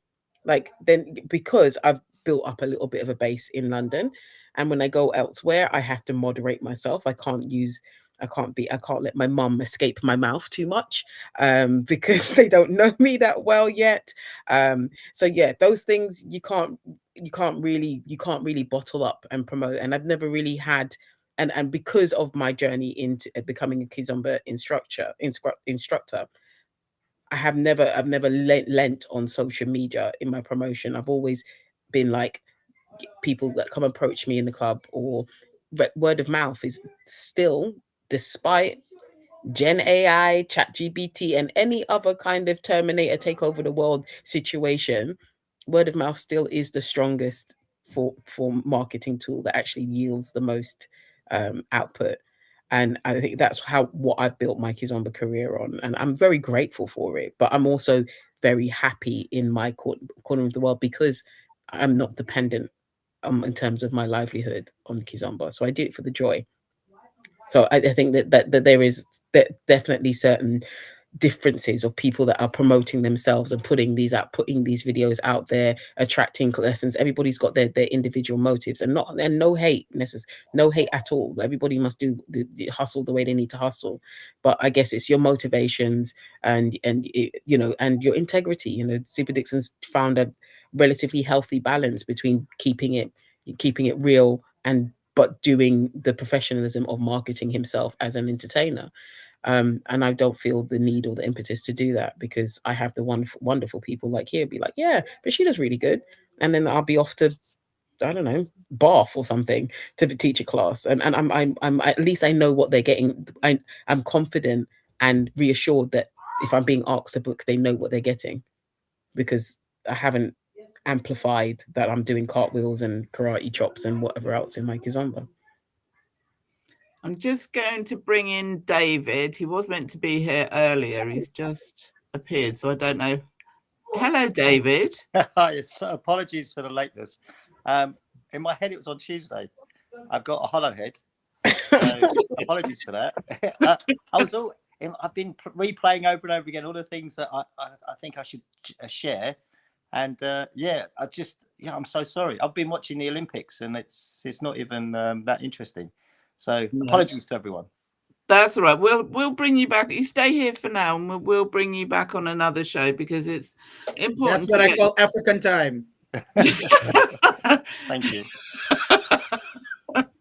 But so one thing I was going to as we've been talking, is I wonder if female artists find it more difficult than male artists, instructors, teachers to promote themselves.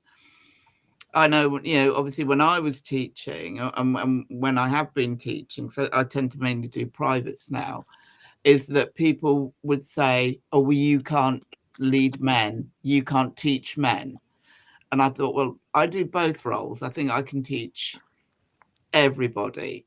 So it's not an issue of whether I'm, female or not. I can teach you to lead or I can teach you to follow.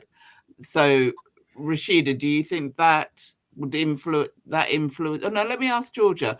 If you had just an all-female event, say just because everybody's invited, but just happened to be all female teachers, would that put you off going if it was promoted as that on social media? No, it's literally getting what you ask for. If you can see it's all females, you're going to go because it's all females. And to be honest, Rashida is the one that I learnt from. So I chose a female rather than a male. I think that, don't shoot me, Super D, but I think females can teach better from both perspectives. Is that you're talking to me? Yeah, I'm not looking at you. I'm just saying from my experience, and it's not a very long experience, a few years, but women why are we shaking our heads? Women can teach both perspectives and get it better because women do both all the time. If you're a teacher, you can lead and you can follow, and you do equal amounts of both. Whereas I'm going to say male, but I'm saying leader, doesn't do the female part so much. So I'm just saying the females are better at it for me. Georgia. Let me bring David. You want to have to? Okay, someone else. Okay, I will wait. Let me bring David in. I'm waiting. I've got my background in Kizomba is very short. I'll be honest. It's been fantastic, but my background in salsa has been more than 25 years, and I honestly can say, hand on heart, the best teacher I ever had was a woman, because not only did she show me how to lead, she made sure that when I was dancing with her, I followed the rules and I stuck to the correct lead. And many, many, many times people compliment me on being a good lead. And I always give credit to Paula, that was her name.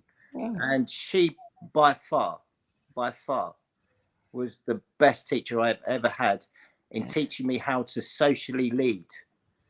So yeah, and that's always been my passion, to dance socially. I know some teachers that they also have the desire to perform and to show, but for me it's just about social dancing. Thank you, David. So, right, Dixon, what was your response there? And then we'll look at some comments. I was going to say to Georgia that in a very way, you are absolutely right.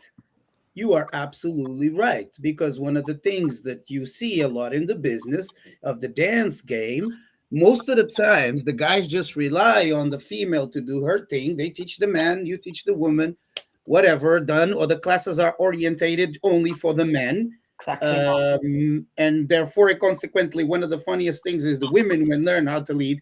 And I speak by experience, by all my female dancers when I was teaching in Plymouth. Once they started to get cocky, I would say, okay, you're about to learn how to lead. Let's see how you feel about now. So when they learn how to lead, and like I was trying to explain, I can teach you how to lead without overthinking, but exactly what David just said. And one of the most important things that I was very proud of, I taught my best female students how to lead, and now they can lead better than any man in the whole city. For me, that's a proud moment. And I've noticed that that's a pattern from the professional female artists, because they learn both sides of the coin, right? So mostly in the dance business, you are very stand correct. And all I'm going to say is, you never had a lesson from me, so I can't dissect it. But the truth is that I always say, if you are a professional instructor, You need to know both sides of the coin. Thank God for me and for many of the people that I work with on the higher league, with respect, we actually know the reverse and we know how to follow also. For me, most importantly, one of the things I changed for you to know, Georgia, is because my main base customer is female, my classes have always been dedicated for the ladies, not for the men. And I will also add on, I teach the Palop way. And the Palop way is the woman is in charge, not the man.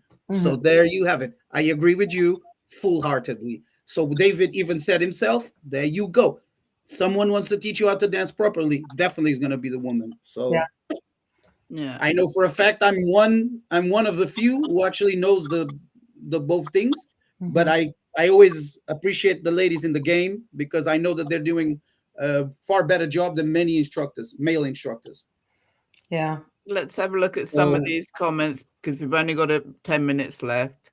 So Lee Smooth says, I spoke to a certain teacher and asked, why are you teaching all these tricks and stuff? And their reply was, the students are bored with simple moves and want more moves. And I've heard that in my teaching career, and inside of me almost dies because I think, but you haven't got the basic steps yet. And if I move on, you're going to be disappointed or you're going to feel you're not doing really well, rather than sticking it out and bearing with, because I've been teaching for years and I know how people progress, and there is a way that, you know, some people get it quicker than others. Some people, I don't want to say will never get it, but they may always struggle. So, but you know, you can't learn to run. I always say you can't learn to run before you can walk. And again, there's Lee saying, even though they've not mastered the basics. And then we've got D saying some people attending class are delusional about their actual abilities. Yeah. And yes, and it's really hard for teachers who, like I say, have driven to a venue and they've pictured a really, really good routine. And it must be frustrating for those people in the class who then don't get to complete that whole routine because some people are holding them back because they don't know the basics. Or when it happens week after week after week, those same people are not getting it. It's not fair for the rest of us. We're still paying the money as well. It's not fair. I'm not quite sure what Lee Morgan, or he's saying to Lee, I think they can dance correcting seasoned dancers and then become dancers themselves. I think he's saying that this used to be a joke. I can remember saying, oh yes, they've been here 3 weeks, there'll be a teacher next week. And then they're not necessarily teaching because they miss out on all those things like the basics and a bit of the culture. But yes, I often have people, I might go in a class and someone will say to me, oh, you're quite good. I think I'll just say thank you very much. Because why? And then they see me later on the dance floor and yes. You know the point. Sorry. Oh, you were still okay. Sorry, okay. My bad. That's all right. Izzy's saying here, the reason he likes Jay Dixon is because he keeps it smooth and simple, and he does. I love watching his feet when he's dancing and how smooth he is. An Angolan saying is, you know, we sign our name on the floor, and people who are kicking their legs up in the air and taking big steps and flicking their feet, you think, no, keep that connection to the floor, keep that, you're signing your name, you're writing the story of your dance on the floor. That's and I love watching Dixon, his feet. Another one from Izzy. One of the biggest issues with students jump levels when they're not, and it makes it hard for the other students. I think that does happen, and it's maybe for the teachers to manage that. But again, do teachers not want to tell people to go down a level because it might affect their popularity?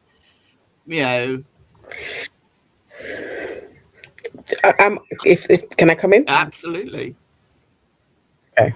So I'm in. I have two positions about that. I will, when I have, not every single time, but when I have the energy, I will ask people to conduct a bit of a self-assessment, and I will call out some moves, and I tend to do the moves while I'm calling it out. And like, if none of this feels familiar for you, please just remove yourself.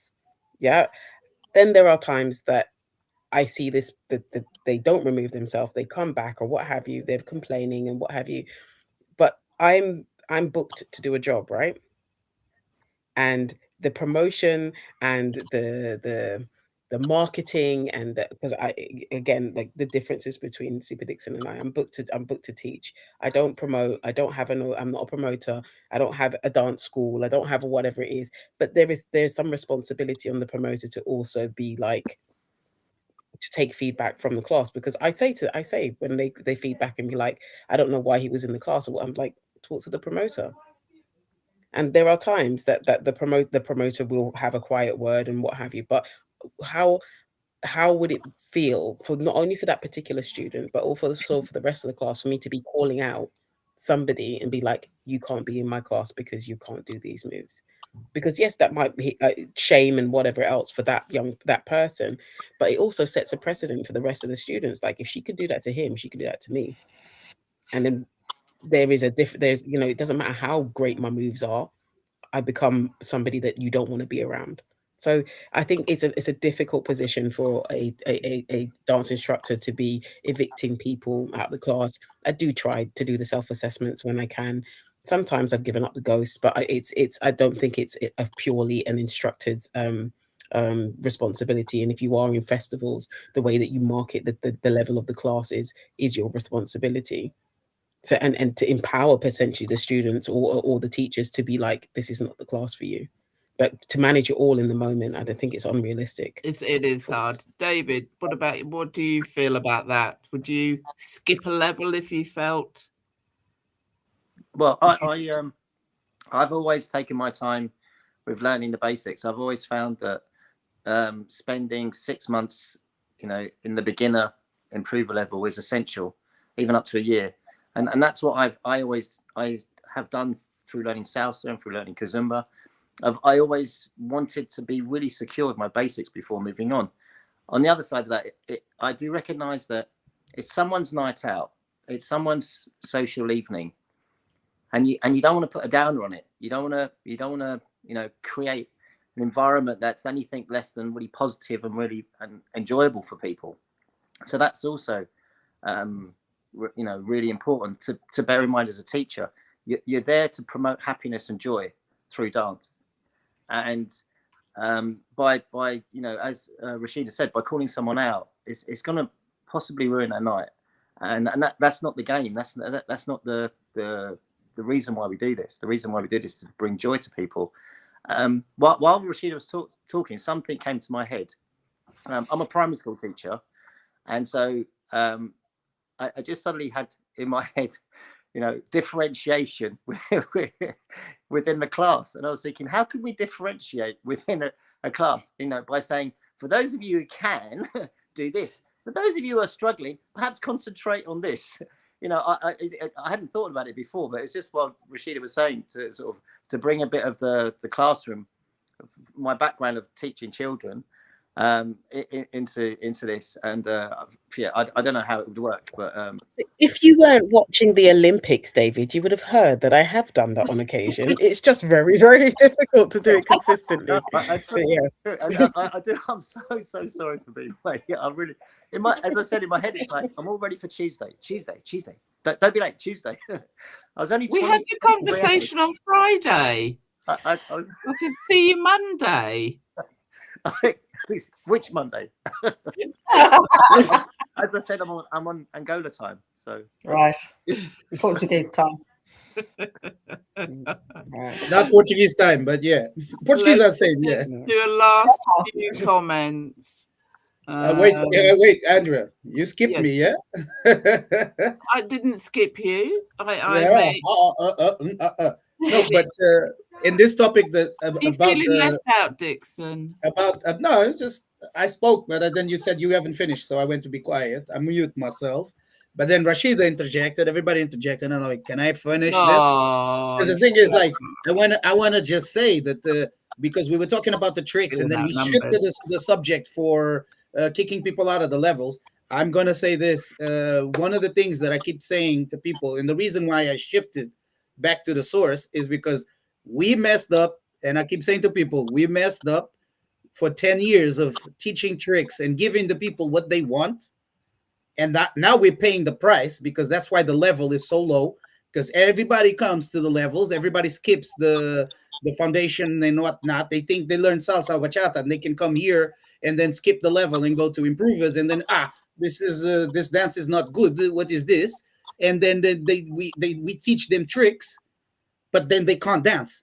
They're not listening to the music, exactly what you just explained about Evandro. So again, some responsibilities are not from the promoter, is actually from the dance teacher to uphold. That's why I made my choice, and I'm good with my choice. Like I said, I'm teaching people how to dance, and I know for a fact that wherever I go and teach and travel, I know for a fact you must be an improver. As soon as I'm in there, I know you're not, but that's another subject. But the thing is, all I'm saying is, because we actually changed the things and we start to teach 2 levels, 3 levels at the same time, I keep saying there's no excuse. So all I'm gonna say is, like, I'm not gonna kick you out of the class because I'm in the UK. If I was in Portugal, south of Spain, all guaranteed you that I would kick you out of the class. If I was in Africa, as soon as I'm in the class, I see you do a move wrong, get out of the class. What are you doing here?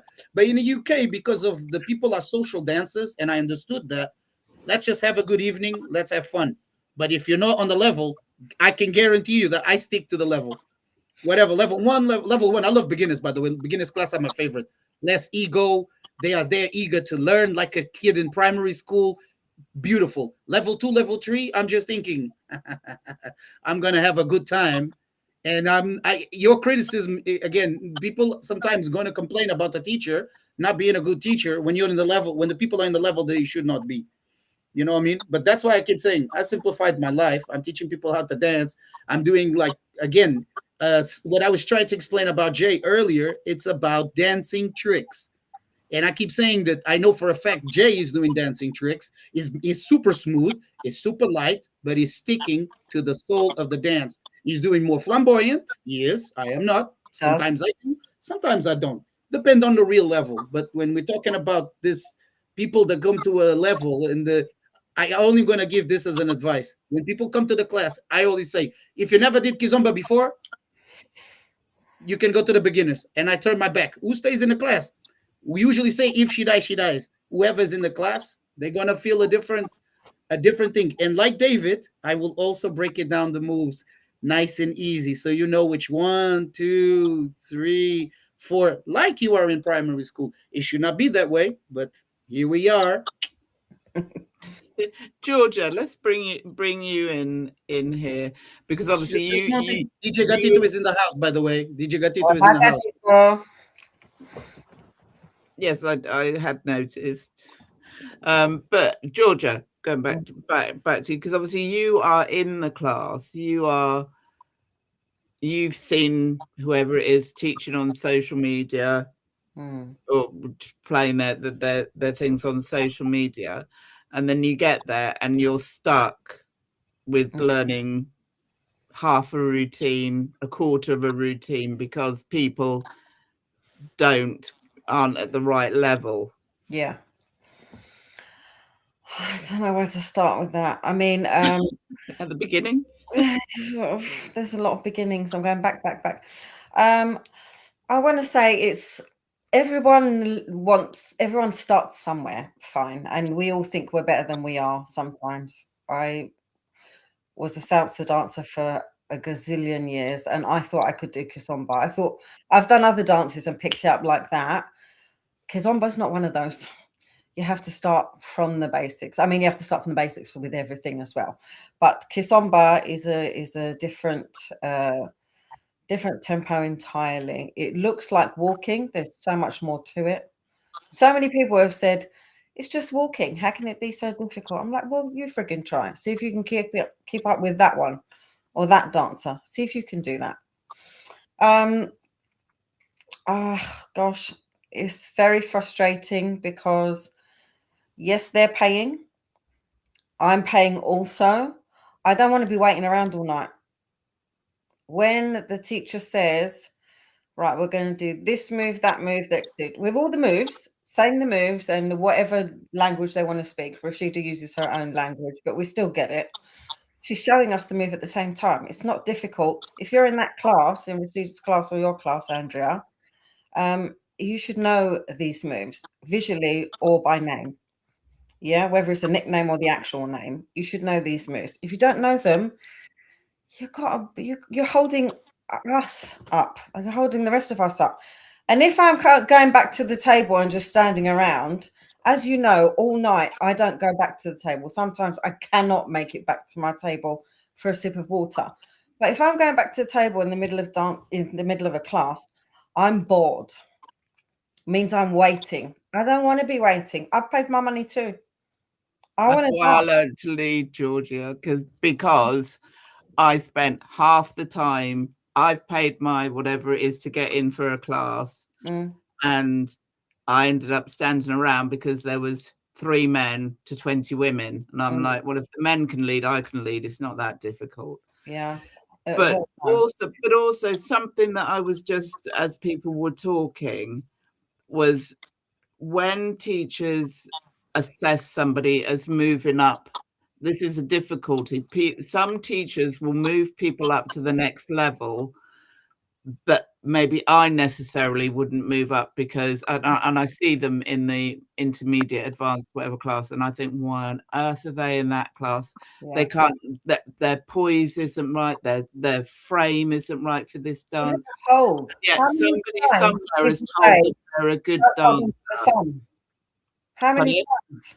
How many? Even their hold. Never mind everything else. Yeah, well, I just say don't hold my thumb because I don't want you to break it. If you fall over, you're going to break my thumb. No, but a lot of people, move people up for their popularity and keeping that currying favor with that student. When actually, really, they need to learn to stand. They need to be taught how to stand, or how their frame should connect with their partner, how to walk. That is the most important thing within the dance.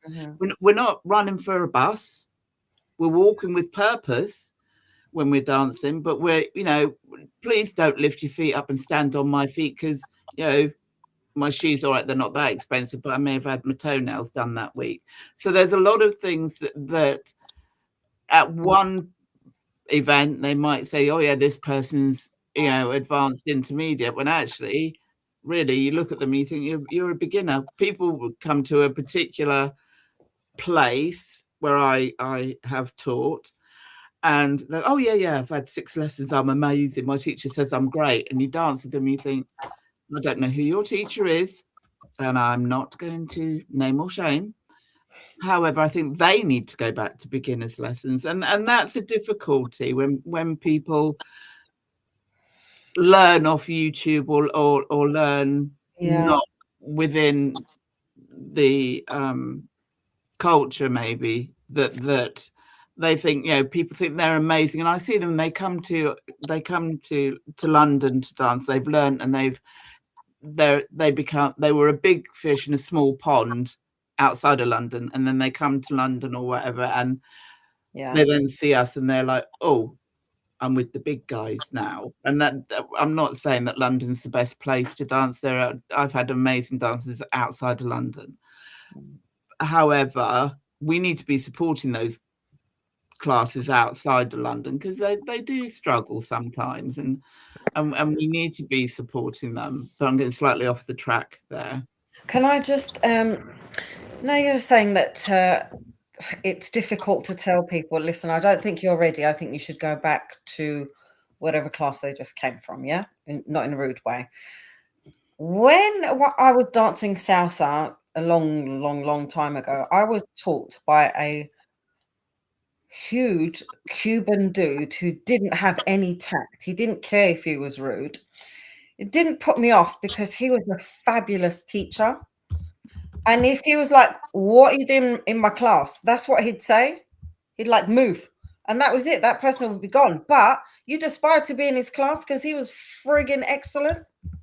You know, I don't know. I think you need to be a bit thick-skinned, and maybe you do that as you're getting older. Who knows? You're younger, you get a little bit more upset if someone says that to you. Possibly, yes. But I still think you don't have to be rude like my Cuban teacher, but you still need to be in the right class because you're either not learning properly, fully, your foundations and being grounded and knowing when to lift the lady's leg up, because I'm standing on that foot. You can't lift it, you know? You need to time these things. You need to be taught. And leans earlier, there's this one guy, bless him. He's very tall and he leans me, and I'm going to the south of France. That's how far I'm going. And I just want to do it. I'm quite small. He's a very, very tall dude.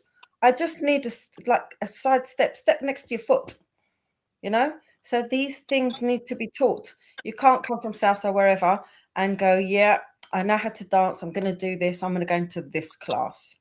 I am guilty of it. I put my hands up. However, you do have to go back. You have to learn from the beginning. And I don't care if it's the teacher or the promoter, put us all in the right class.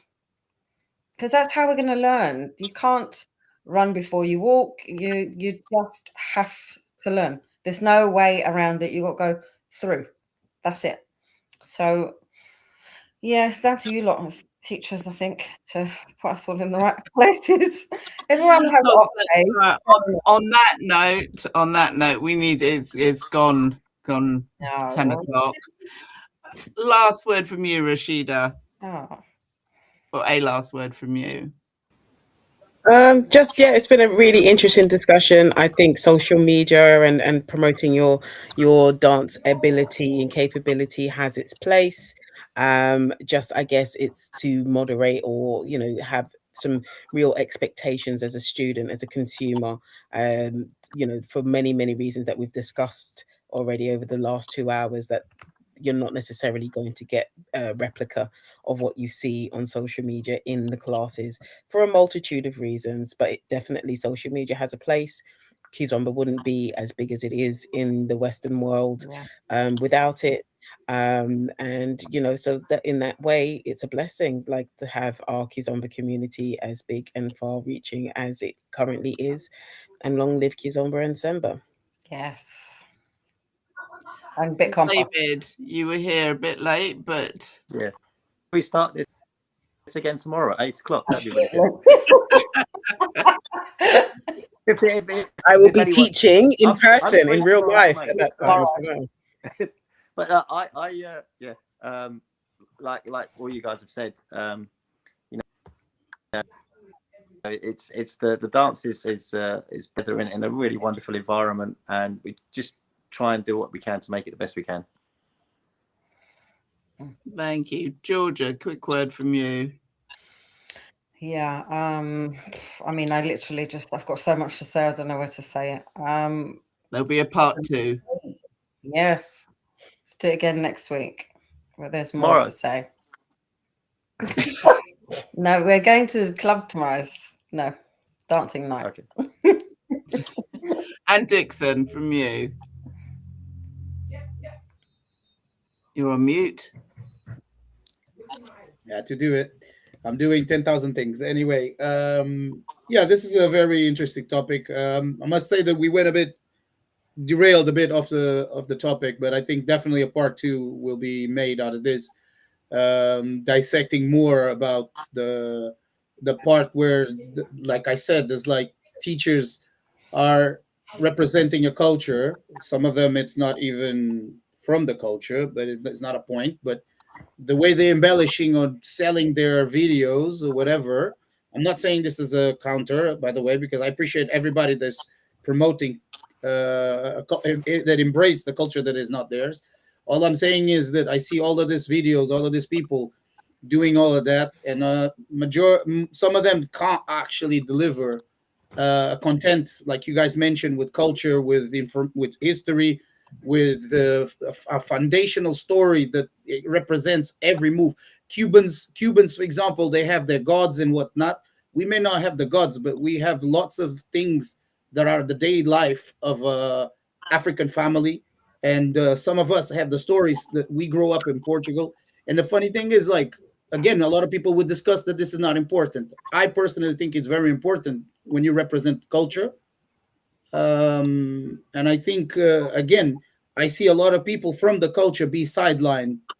And I'm talking about people that probably even have more knowledge than I am when we're talking about, for example, Angolan, going deep into the Angolan roots of Semba, for example.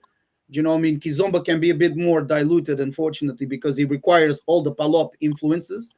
I said what I said, but I guess this is a topic that we need to dissect deeper, because your video does not represent who you are and how you teach. And I guess that's how the next time we should go, and David hopefully will be here from the beginning. I want to say thank you everybody for tuning in, for joining the show. Appreciate everybody. I think this is a topic for another time. From Soul David. We need to determine what is a beginner, improver, intermediate, or do we? I don't know. We do. But again, I didn't talk much about it because I don't think it was the topic to talk about it. But I think it was important to. We'll do a show on that, though. Yeah, we'll definitely do a show. But so I do think that a lot of people don't understand what Rashida said earlier. Is this? I post every day. I don't care how many likes I get. I know I'm going to get bookings because I'm focused on that. And I know everywhere I go, the people receive the knowledge and they're happy for more. So all I'm saying is I do my part. If someone is not doing their part, is do each to itself or whatever. Okay. Yeah. Thank you, everybody, anyway. No, thank you very much. Follow my social media, Super Dixon. Thank you. Yeah. Thank you very much. I need to finish. I'm doing a lot of sign language here, trying to get people to finish. But again, another thing, maybe one day, one show we'll do is it who you know, not what you know. That was the thought that came to me while we were doing this. So hopefully next week we will have. So thank you everybody for coming tonight. For David for coming. Sending messages. And thank you to the viewers and everybody here for participating, for talking about Kizomba. Join us again 2 weeks time. I will be posting what the topic is in a couple of days, and hopefully Gary will be back next time to help, because it's quite difficult to manage everything. Normally he does one side of it and I do the other, and I'm having to do everything. So I'm going to go and have a nice stiff rum in a minute, I think. So I'm going to you did an amazing job, Andrea. Thank you very much. I'm traumatized. Go and have a lie down. Very much, and we will see you all in a couple of weeks' time.